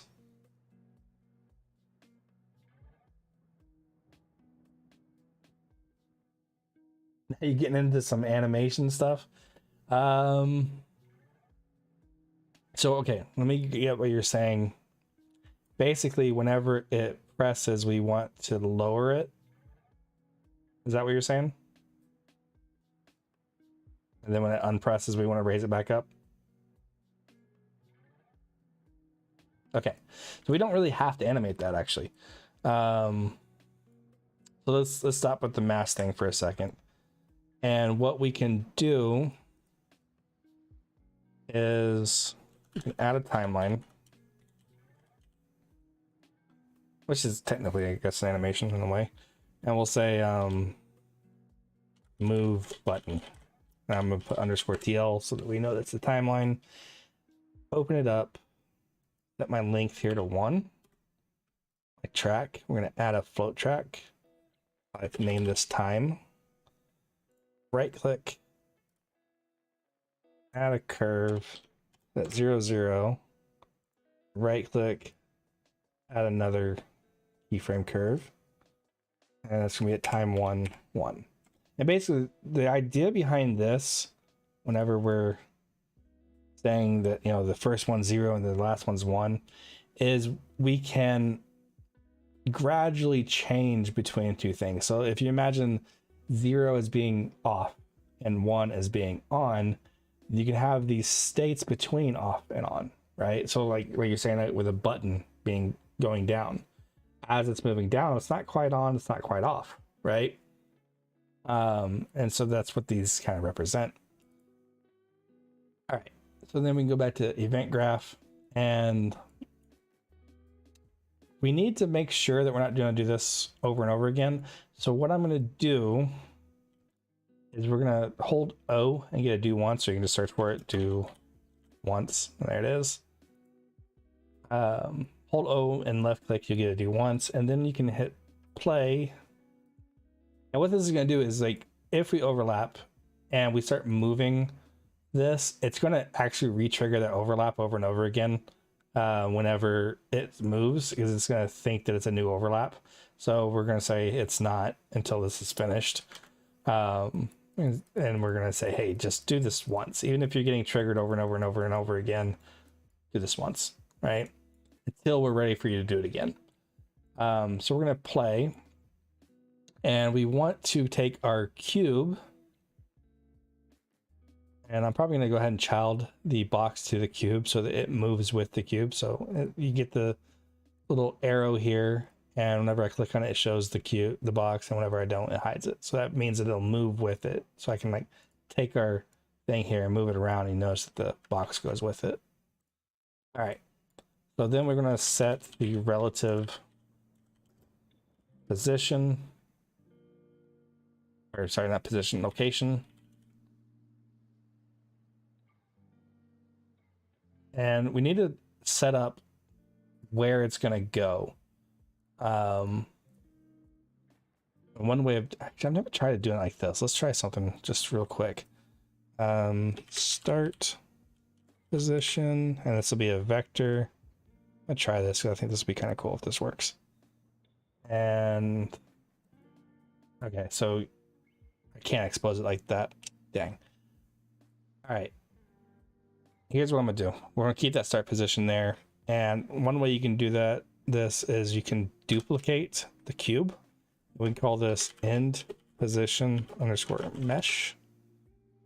And we can put this where we want it. And we want this to go down a little bit. I'm gonna give this a different material really fast so we can kind of tell the difference. I'm gonna search for disk material, nice little translucent material, and we can say we want it to actually go down about here, just slightly lower than the other ones. From, yeah, maybe right about there, about halfway down. Some of the stuff we need to do to this, though, if we're going to have it like this, is we're going to say it's hidden in game, and we're also going to remove its collision, so no collision, right? So basically it doesn't interact with anything. We don't see it in game. It's just kind of here for us as the designers to be able to utilize and say, this is how far down I want the button, or we can move it again, like, nah, a little bit further down, you know? So it's a nice little tool for us to use. But now we need to make sure that it has a value that we can utilize. So I'm just going to say duplicate this by hitting Control D, and we'll call this end position. And then we need to set these guys up. So I'm going to right click and say begin play. And what begin play does is just like what it sounds. On begin play, we're going to do whatever's here. But begin play also means, it doesn't just mean like if I hit play, it also means as soon as this object exists in the world. So if we spawn it in, it's going to call its begin play function as well, or event as well. All right, so we're going to get the cube, and we're going to get its relative location. And that, I'm going to hold Alt and drag this out to get a set. That will be our set. And then we need to set our end. It's the same thing. We're going to pull this in. I'm going to copy paste this across so we can use it. And plug this in. Make sure to plug that in so it gets called. So basically what we're doing is we're saying wherever the cube is at the very beginning, that is our start position. And wherever this end position mesh is, that is our end position. Okay. And then we're going to come back down here. And we're going to tell it where its location needs to be. But remember, we want to move gradually to it. If we just have this like this right now, it'll just teleport to that location. We don't want it to do that. We want it to gradually move there. So we're going to say lerp. We're going to lerp vector. We're going to plug in our time. And we're going to say that it's going to move from start to end. And then if it ever reverses, it'll move from end to start. And the reason that we made these kind of hard coded up here, hard set positions, is if we were to just do it off of the current position of the thing, well, the current position is constantly moving as we move it, so we can't use that as a basis. So we need to use two places that are kind of set in stone a little bit. All right, so this should make it move down as soon as that object that that is overlapping it is moved off of it, right? And next thing we can do, there's gonna be some bugs with this. I can already tell you that we'd have to go through and fix, but I'm gonna just show you the kind of the buggy way of making it work. And then we can go through on how to fix some of those bugs if you guys want. But I'm gonna get our end overlap, and then we can do a sequence here. Whenever an actor ends the overlap, then we're going to reset this, and we're going to reverse this. And again, we're going to do a do once on this. We're going to reverse, and we should probably do a sequence here so that the 0 resets this, and we can play. I know this is getting a little spaghetti, but let's do it. I wanted to make sure this actually works. Probably should have made it a little bit more of a thing. Uh-oh. Is it not going to be able to get up on there? Get on there. And so I'm going to have to kind of look at it real quick to see if it's actually... If it's lower, I can't tell. So let me grab our box here, and let's just make sure this is working. So for right now, not that box. Our end position, sorry. I'm going to move it to where it moves over here, just to see, is it doing what we're telling it to do? So I push this on top here. Get up there. All right, one thing we can do is we can take this cube and we can actually just remove its collision as well. I know that sounds like, what are you doing? But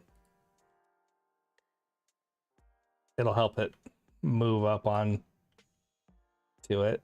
And if it's working, let's see, it moved over there. Now here's the problem, where we're beginning and ending the overlap over and over and over again. That's where that bug is. I was thinking it would happen. So what we need to do is we need to find out if the other actually we need to find out if there's any objects that are still simulating physics that are still on this. And if there's not, then we can end, quote unquote, end the overlap, right? So we're gonna make a new function to find out. And we're gonna say check any overlapping actors. Or I should say like physics simulators or something, I don't know. But I'm gonna grab our box here and we're gonna find out, like, we're gonna get the overlapping components, actually. So I shouldn't have said actors. We'll just rename this. Check any overlapping phys simulators. That's a really long name, but whatever. And we'll pull up here and we'll say for each loop with break. So this is going to cycle through all these different components that might be overlapping it and say is simulating physics. And if it is, then we are going to make a local variable here and say bound simulator, I guess, and have a boolean there. And we're going to set this to true. So pull this out here, do a set to true. And then we're going to break our loop and say, hey, we found something. Don't worry about checking any further. We found something, right? And then we want to return whether or not we found something, because like if it loops all the way through this and none of the objects that are overlapping at simulate physics, well, then this is going to return false, which is what we want, right? And then I can just return. I can pull this in here and we can plug that in, and it'll say found simulator 1. And I'm going to make this look prettier by not saying simulator 1. So we can say our outputs here. We can just say return value, right? So whether it's true or false. Okay, and so then we can pull our new thing in. And so whenever something ends the overlap, if we find something, then we don't want to do anything. We're just going to stop, right? So nothing's going to be coming out of this. But if we don't find anything, then we're going to come up here to our false, and we're going to tell it to stop. Or sorry, sequence. We're going to reset this and then tell it to stop. Actually, not stop, reverse. What we're wanting.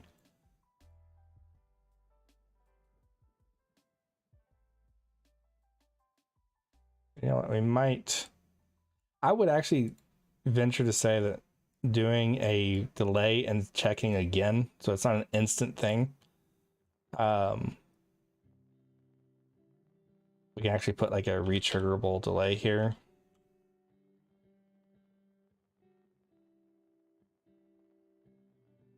And doing the exact same check one more time, just to make sure that it's still relevant.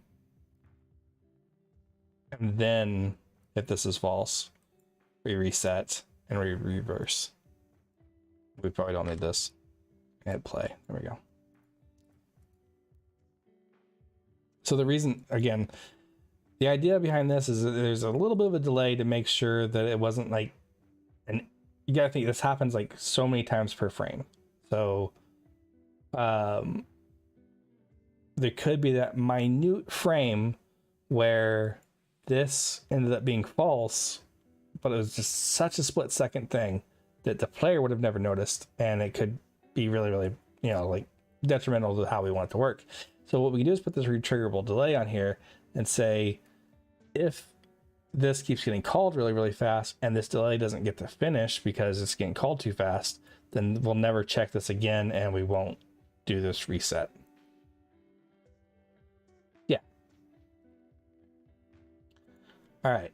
And so now remember, we told it to move over here if something with physics overlaps it. So we're going to push this on there, and it's still kind of doing that bounce thing.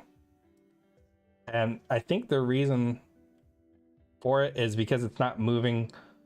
It's basically working the way we want it to. I know it doesn't seem like it at the time. Now, if we wanted the box to move with it, then that'd be a totally different thing. But we want it to move down, right? So we can take our box back over here, our end position, and I'm going to set its position over here back to 0. And we're going to lower it to where it's just above the ground here.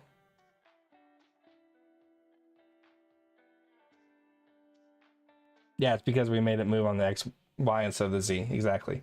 But now that we're making it move on the Z, it doesn't have to carry the box with it. When it was moving on X, Y, it was, or I guess this would be the X, yeah.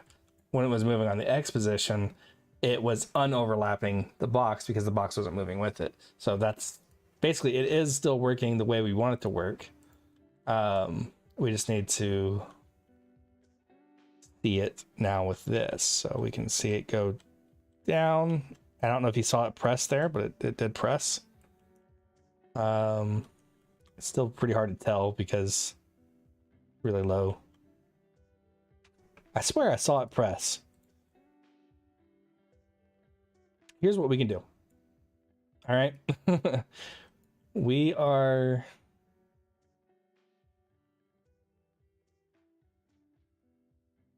gonna give it its collision back. So it'll carry the box. But we're gonna put the box up here. I want you to be able to see that it's doing it. And it's just so hard right now because we're having it move such a small amount. You'd want to add like a sound, like a click or something like that, so it's also an audible thing, so it helps the player's brain come to terms with the thing that it moved, right? Sounds are so important in games, by the way. Like that, a little bit of an audible click just kind of tells you, yeah, it moved, even if it didn't. You'd think that it did, right? All right, so we're gonna give the cube back its collision. I'm gonna say block all dynamic because the other guy should be a dynamic. Let's see, make sure. Oh, it's a physics actor, which would count. Yeah. So now we're gonna push it off on there, and now it should. Oh, we forgot to.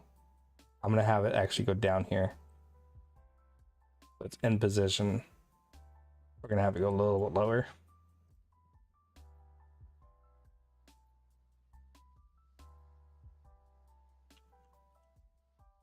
Now I gotta the task of making this thing go straight.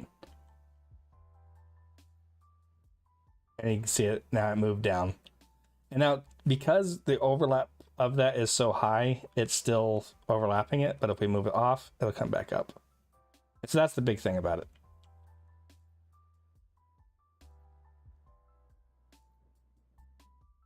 There you go. And you just have to play with the play rate, which I can show you that really fast. We can grab our move button and we can say set play rate. And remember, it takes 1 second for it right now. So if we set this to 1, this is a multiplier. So setting it to 1 would say that it's still 1 second. If we set it to 2, it would take half a second for it to move there. Because it's, you know, basically saying it's multiplied by 2.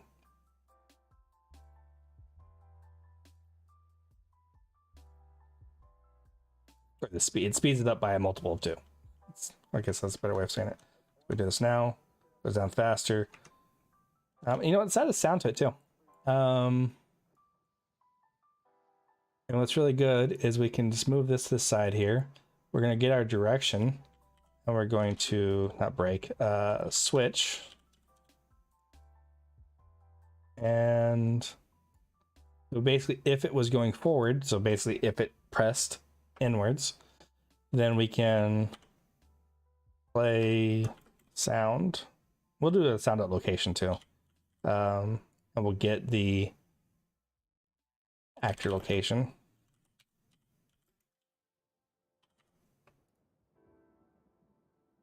And let's just do like,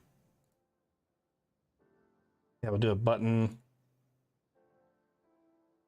I think the button for being clicked, this, and we can override, or actually let's go to that sound. Is there a cue? Does this have overrided? So whenever you're messing with editor stuff, don't, unless this is a yeah, VR editor. All right. Whenever you're messing with editor stuff, don't mess with it. Basically, let's make in our main folder here, or wherever you want, just in your content folder. I'm gonna make a new folder called sounds. And I'm gonna go find this guy, and I'm gonna scroll back up to our area here, and I'm gonna drag this over, and I'm gonna say copy here, just so we're not messing with the early on stuff. And you know what, let's do the dockable sound just so it's completely different. And I'm gonna also copy this. The reason I'm wanting to do that, and I'll just call this button down, and the other one button up. The reason I'm wanting to do this is I can create a queue for both of these. I'm gonna just create one. Hold on, delete that one. Let's open this up, and then we can come in here and say override attenuation, and we can set this up to be really, really low. So 100 and like 300. And basically what attenuation is, I guess I should explain that. If I was to drag this into the world really fast, you'll see that we have these two spheres. Inside of this sphere, the sound will sound exactly as loud as anywhere else. Or sorry, saying that wrong. The sound will be normal sound, normal volume, normal everything, right? The further we get away from it, it starts to sound, the sound starts to drop off, the volume and everything, right? Which makes it give that spatialization to it. Like it sounds like it's further away. Okay. And so we want to do that. And then I'm just going to duplicate that one because we already got those settings set up, right? And so we can call this the button up underscore Q. We can open it up and we've got the wrong sound in here right now. We want to grab our button up sound. We're going to plug that in instead. And there we go. We can save that. Now we can go back to our guy here, and whenever it's forward, so basically whenever it's moving, being pressed, we can say button down Q, and we want the Q because it has a spatialization set up on it. I'm gonna copy paste this, and if it's moving forward, we want our button up Q, or sorry, if it's moving backwards, we want our button up Q. Seeing everything wrong. Now, when we push onto there, okay, you're just gonna go flying. Okay, I see how it is.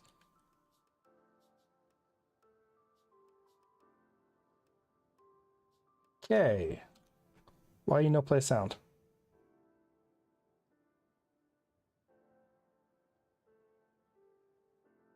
I have noticed in the past that if I make this too small, it messes up. So I'm gonna go 300 and 600 on both of these.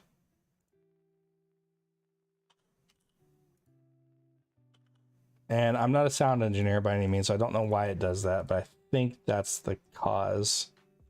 Actually, let's make sure I actually plugged everything in too. Finish, yeah, everything's plugged in. And that did save, okay, cool. Try that again.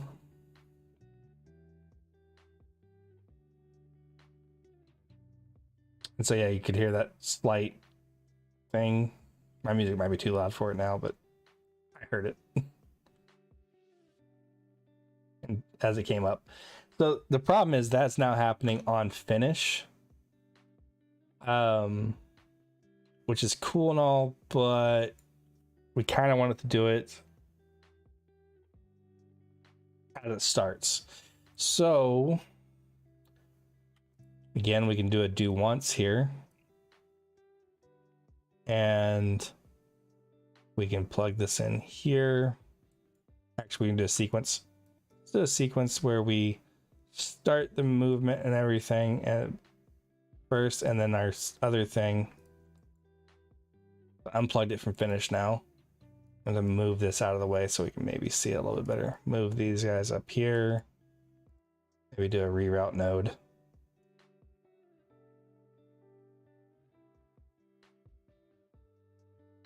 Yeah, sounds are the last thing to do. Definitely. But having placeholder sounds whenever you're building out your project can kind of change how you look at how things need to be done. Because you want to have that feel, even when you're prototyping, you want to have the feel of how it's going to end up being, right? Because especially like if you're going to show this to somebody and be like, hey, this is how I want this level to feel. If you don't have any sounds or anything kind of working out, then it doesn't fit sometimes. And then I'm going to do one more sequence here where we reset this. That'll be whenever we unoverlap. So let's try that out really quick.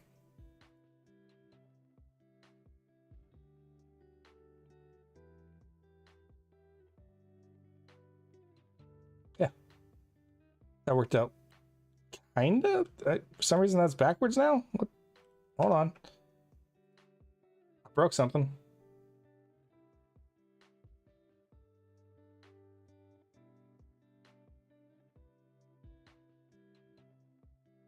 I definitely broke something. Okay, that's backwards. What did I do?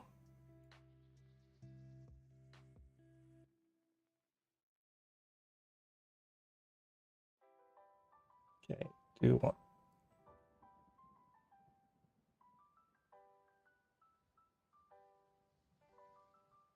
I'm just curious. Was it something to do with the sound? We're just gonna go around the sound, so it's not gonna do the sound at all now. See, yeah, it goes down just fine.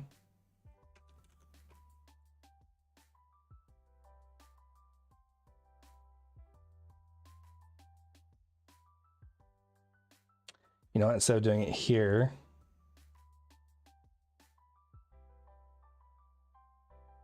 we can just do it finished.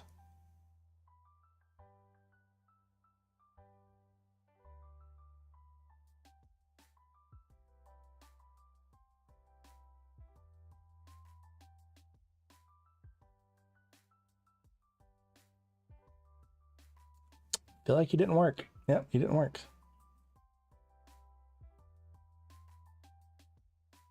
All right, I'm not worried about sound. We're getting beside ourselves on all that.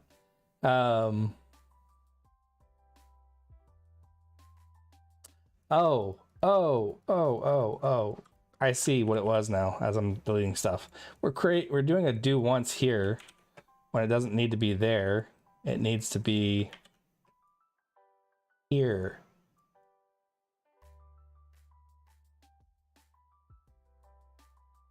And then we do finished here.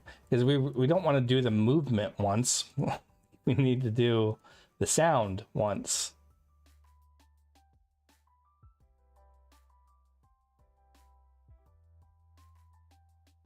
There it goes. Okay. And okay, so that we can kind of show that this is going to work on the ground.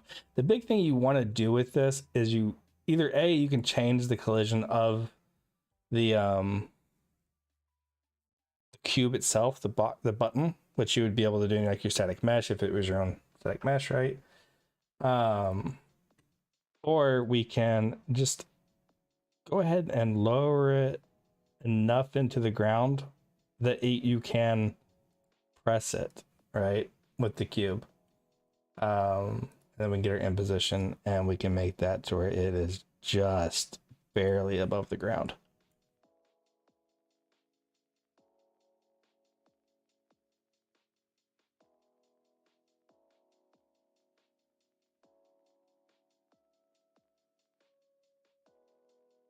Okay, let's see if we can do this from the side. See, it went down. Still, it's not going down fast enough for me, so I'm actually going to speed it up to about like 5 times the speed.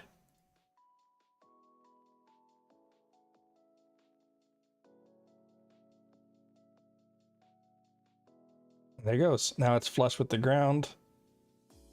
And if we move it off of there, I guess it wasn't fully off, but it was not overlapping anymore, according to it. So that would be just changing our overlap area. There you go. And again, so like if we wanted to worry about weight, I do want to show that.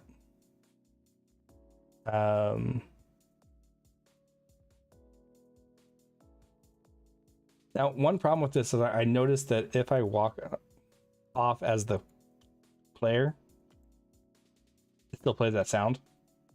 And it shouldn't, right? Because the player doesn't trigger it.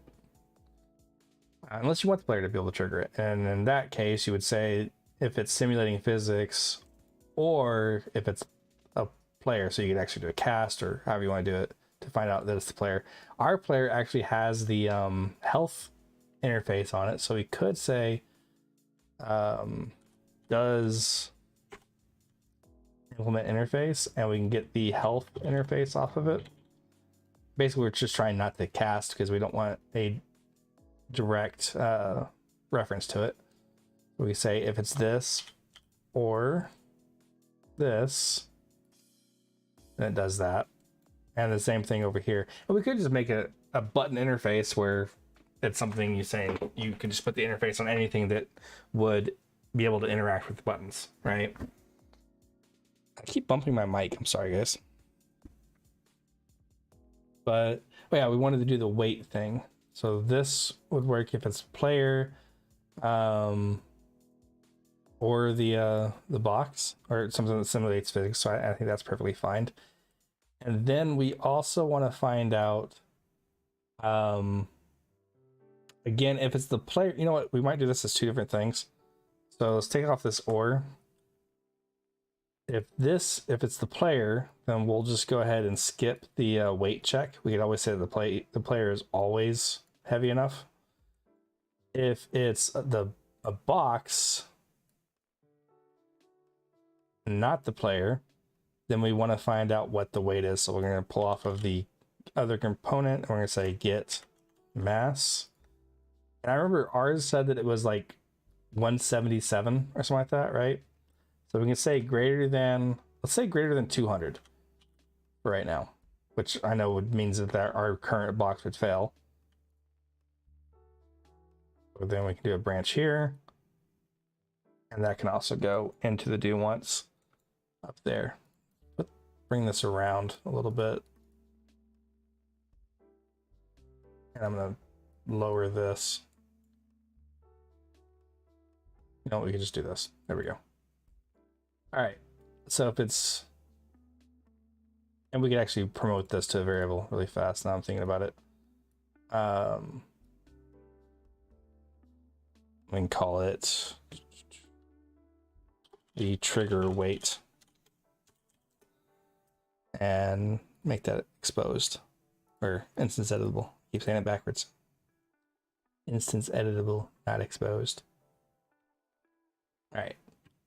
Remember, our target weight's 200. So what we can do now is we can grab these guys, and I'm going to go ahead and set the scale of this guy like 0.5, 0.5, 0.5.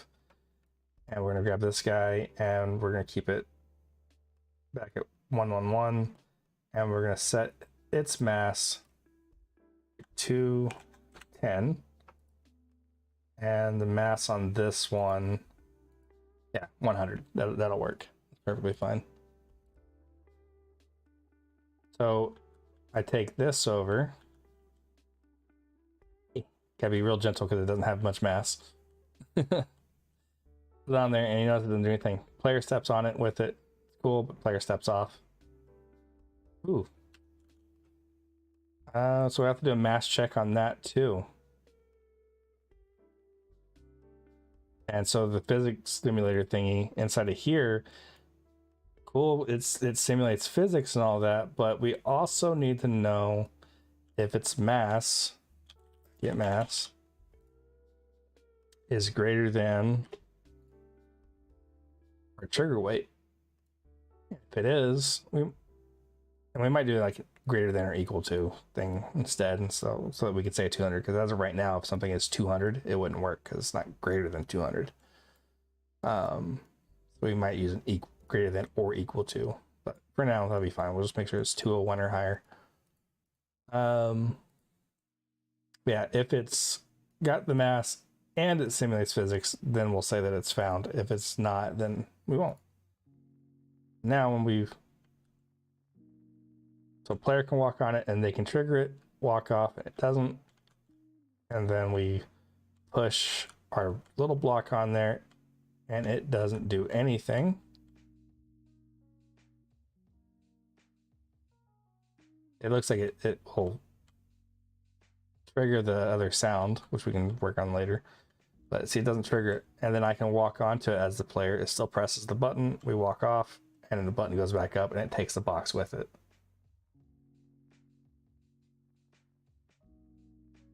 Okay, but then we take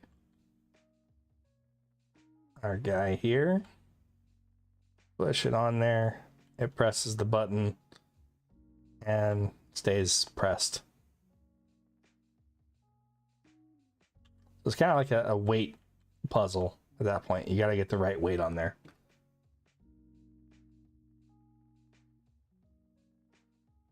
Is that kind of what you were asking for? I know I went really, really fast, but here in a little bit when I stop streaming, you'll be able to go back to about the 2-hour mark on it and, and grab it up. And I'm going to be making a series on how to do all of these different things that we went over today too, as long as it was a puzzle and or trap.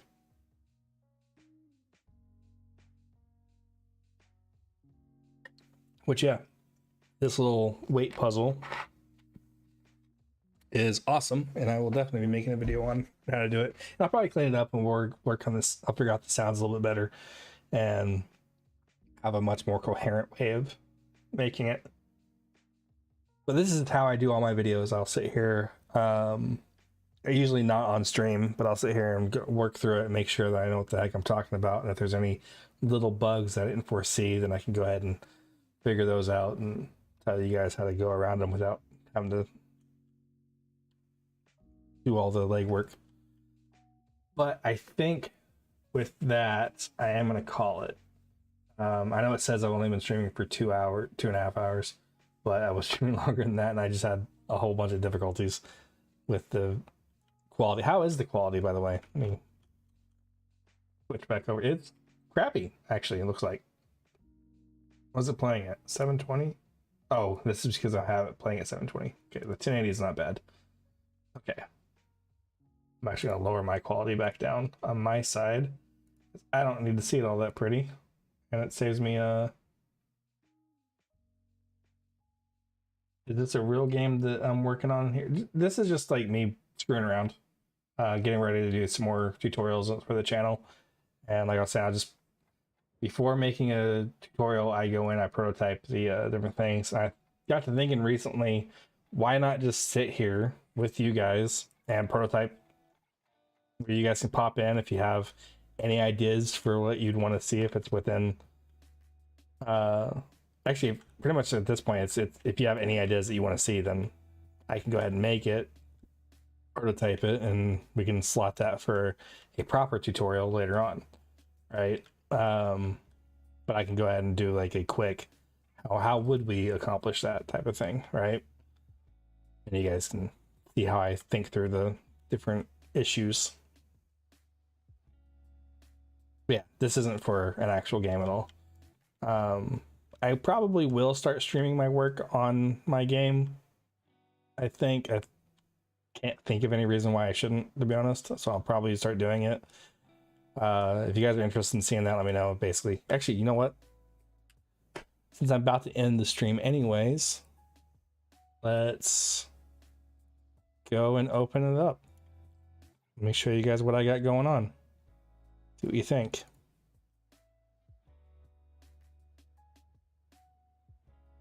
I'm getting really tired. I'm noticing it more and more. So this is basically a cooking game. It's a burger building game at the moment. We might expand it to be more. I don't know yet, to be honest. We have it in our game design document that it's going to encompass more, but timescales and things like that might come into play. So we're gonna get the burgers and like being able to make sides like fries and stuff like that as being the core component of it, and then we may expand later on, like after release. I don't know yet. But so here recently I've been working on the main menu. Oh, this is my VR character. I'm using the VR expansion plugin. If you guys are interested in that, I can probably give a link for VR. And so like this is my little VR test character. That's why the hands are stuck in place. But I am going to switch it to being our actual PC character. So basically this is going to be a burger building game where you can play as VR or you can play as PC. Up to you. Let me grab our stuff here, and we're just going to change to our first person character.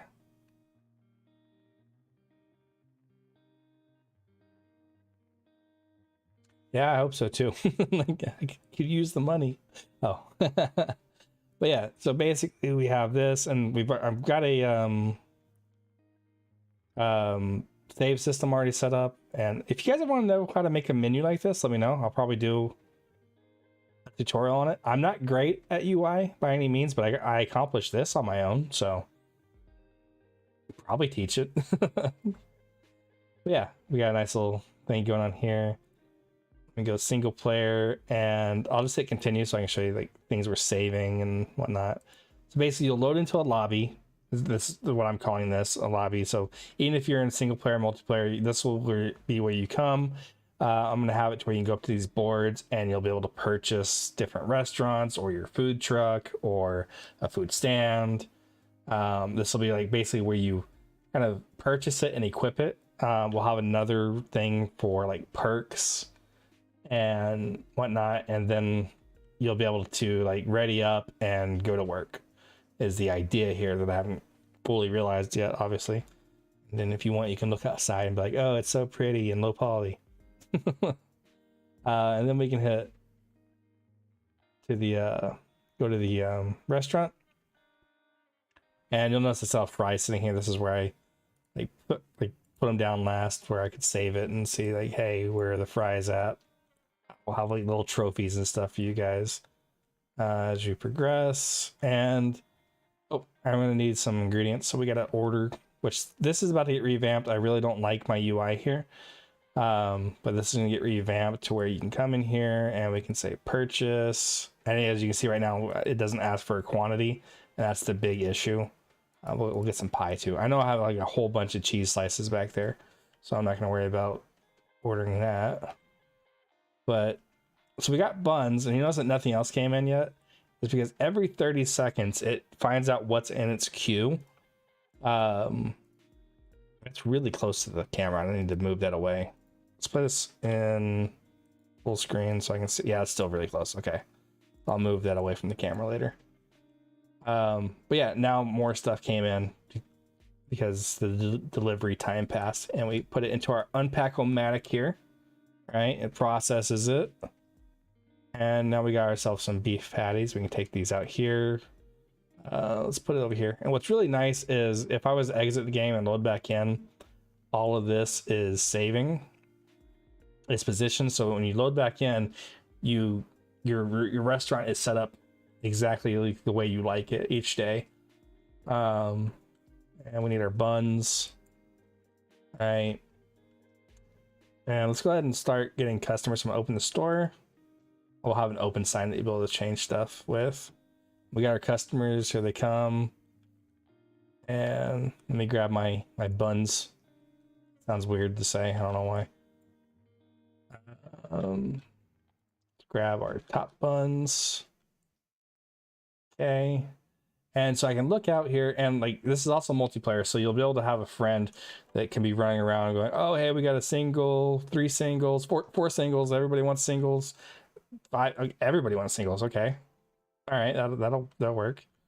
And so then we can start cooking our burger, and we know we want 5 at least. And I'm gonna run out of meat, so I'm gonna go ahead and go back here and grab us another meat box. As you can see why I need the quantity thing. Oh yeah, things are burning instantly right now. That's a bug that I gotta go back through and figure out why that all of a sudden broke. All of these guys are burning and I gotta fix it. But the customers don't care yet, so it's okay. So they all want singles, so we're gonna quickly build this out. And I'm gonna give this to the guy. He's gonna kind of eat it in a weird way. I haven't worked all that out yet. He's gonna give us a score on it, and they're very nice right now about the scoring because I don't have a whole bunch of conditions in there for them to check. And somehow that's weird. Okay, got another bug to check out here soon. Okay, they're gonna eat, and this will be a lot easier if you have another player playing with you that's like waitering, right? Let's go ahead and build our next one too.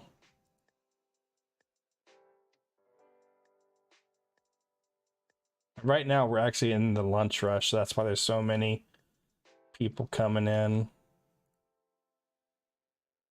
He didn't like that. He didn't like it for whatever reason. Not sure what it was. He did though. I might have taken too long on that one guy. He might have been like the first guy earlier or something. Okay, this is new. I don't know why it's all of a sudden doing this where it's wanting to put the bun way off in Narnia. But we're gonna have to figure that out. Oh, she wants a double. She's hungry. All right. But yeah, this is basically the concept for it. And later on, there'll be molding and stuff like that. That if we leave the burger sitting like this, like we have it ready or whatever, it'll mold over time, and that way you can't just leave stuff out. Okay, I really got to figure out what's going on with that.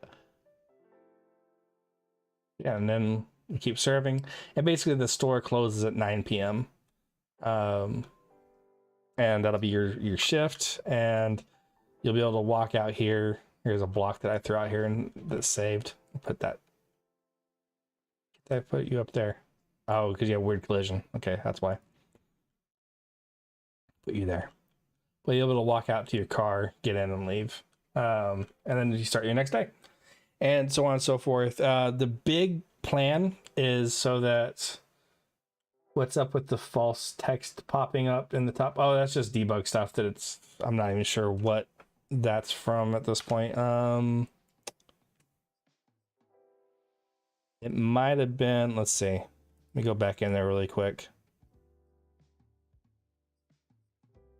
All of this false. Let's see. If I see if I can figure out what it was.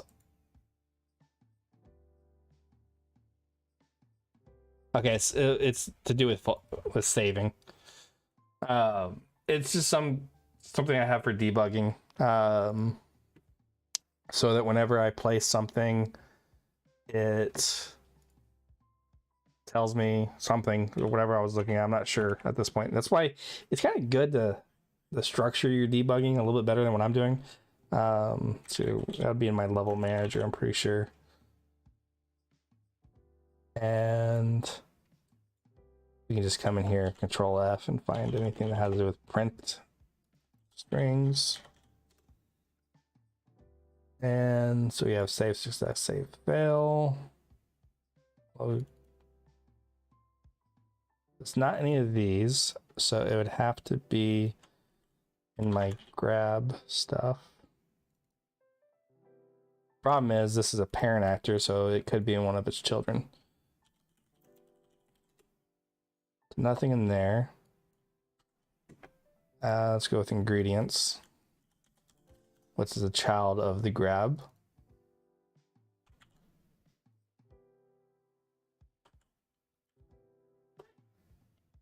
Huh.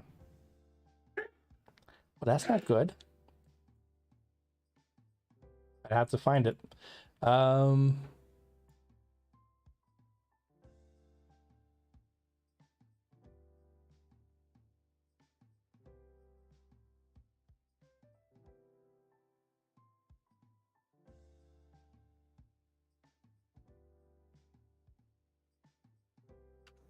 So it's definitely something to do with saving. Not quite sure what.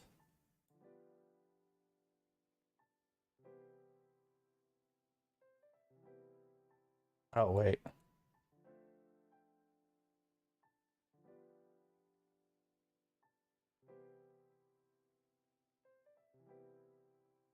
This is why usually I'll just go through and delete all my print strings.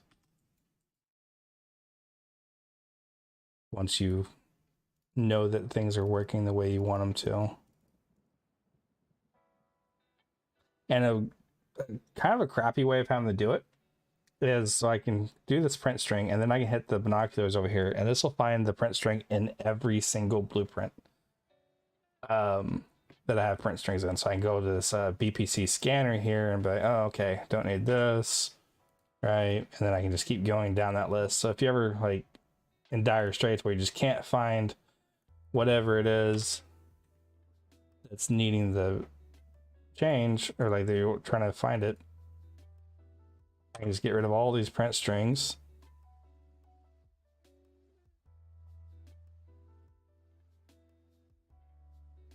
I'm sure what this is for. Oh, this is my particle test thingy. I need to actually delete this.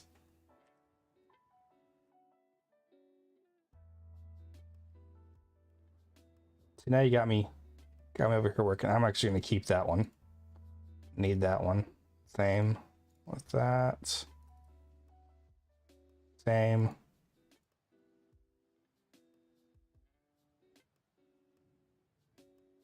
Don't need to change those. Don't need to change those.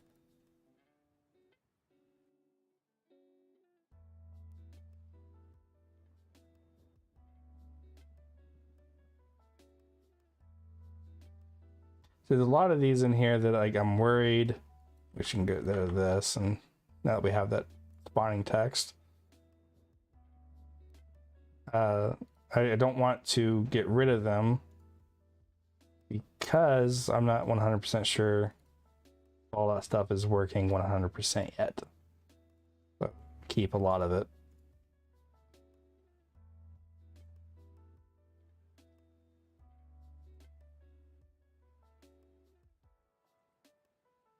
Yeah, just for testing. That's all it is.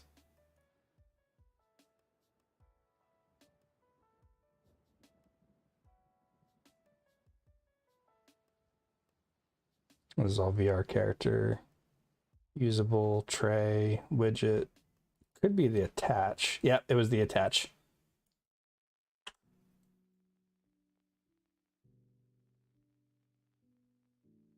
Actually, no, because it would have been... Oh, I don't know. Let's find out. We'll have to go back to the main menu because I'm pretty sure it has something to do with saving. And main menu.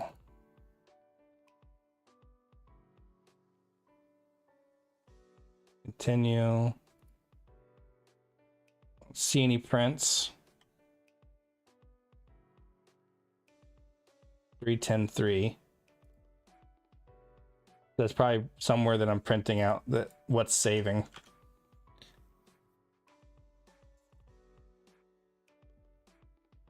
But that's stuff I can find later on. But we at least got rid of the false one.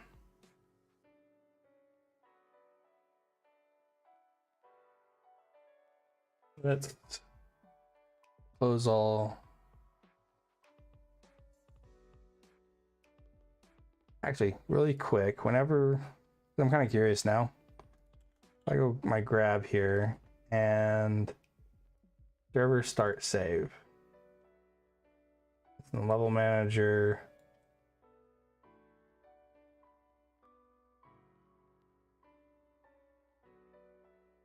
Could be in the game instance, I guess, but I don't think so. We don't have any more print strings in here, right? Yeah.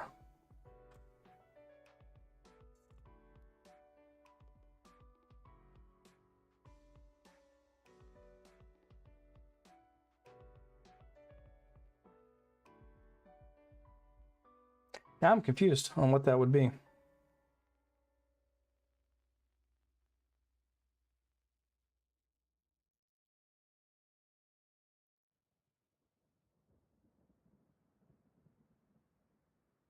Widget business.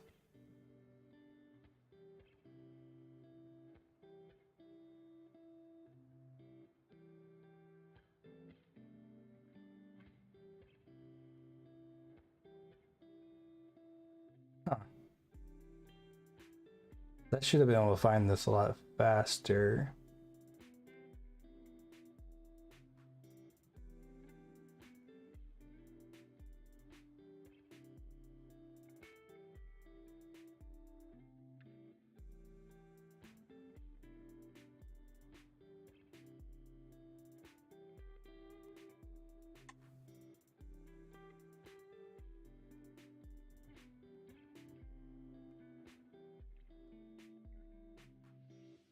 Oh, you know what? It could be a print text, and that's why I'm not finding it.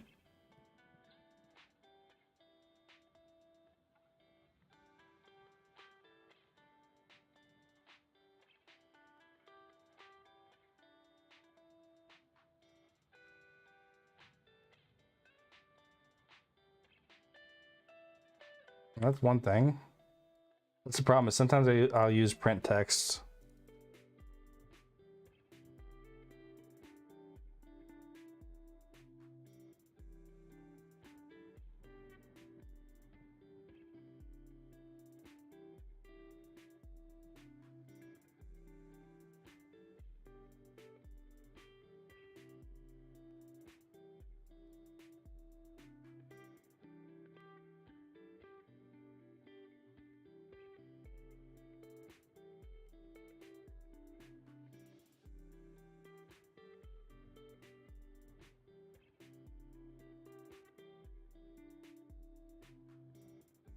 Or not.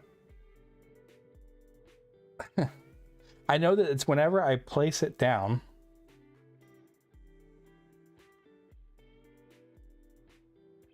But only during a save, because if I go back to that level, city restaurant, and we pick up a plate and put it down, it's not doing anything. And actually it was a bun that we did it to, right? So let's go store, grab a bun, just make sure that it's not that.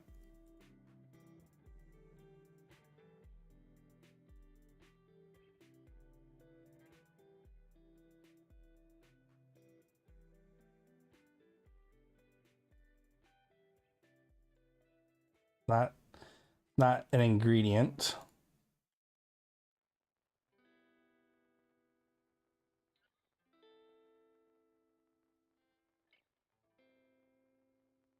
Okay, and it's not the bun.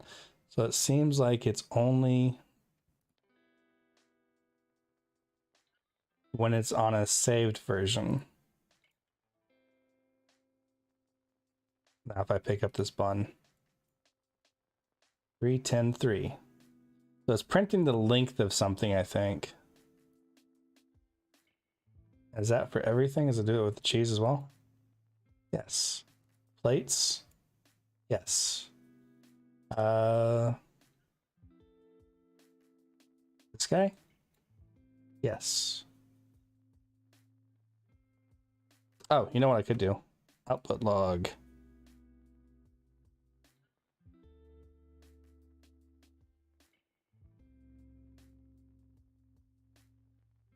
It's my trays. So if we go tray and where's my tray base? There it is. Right here. Found it. It was printing out how many items from that still exist every time we saved. We got it. All right. Hopefully you guys learned a little bit of stuff and like what not to do when you're looking at my actual project here, and what to do, because I feel like I did a lot of stuff really well in this. But yeah, hopefully you guys liked it. And if you guys have any other stuff you want to learn about or anything like that you can't find a tutorial on, or you just need a tutorial explaining it in a different way, send me a message on Discord, leave comments in my videos, however you want to do it. Yeah, and if you haven't already, please subscribe. It really helps out a whole bunch. But yeah, I'll see you guys next time.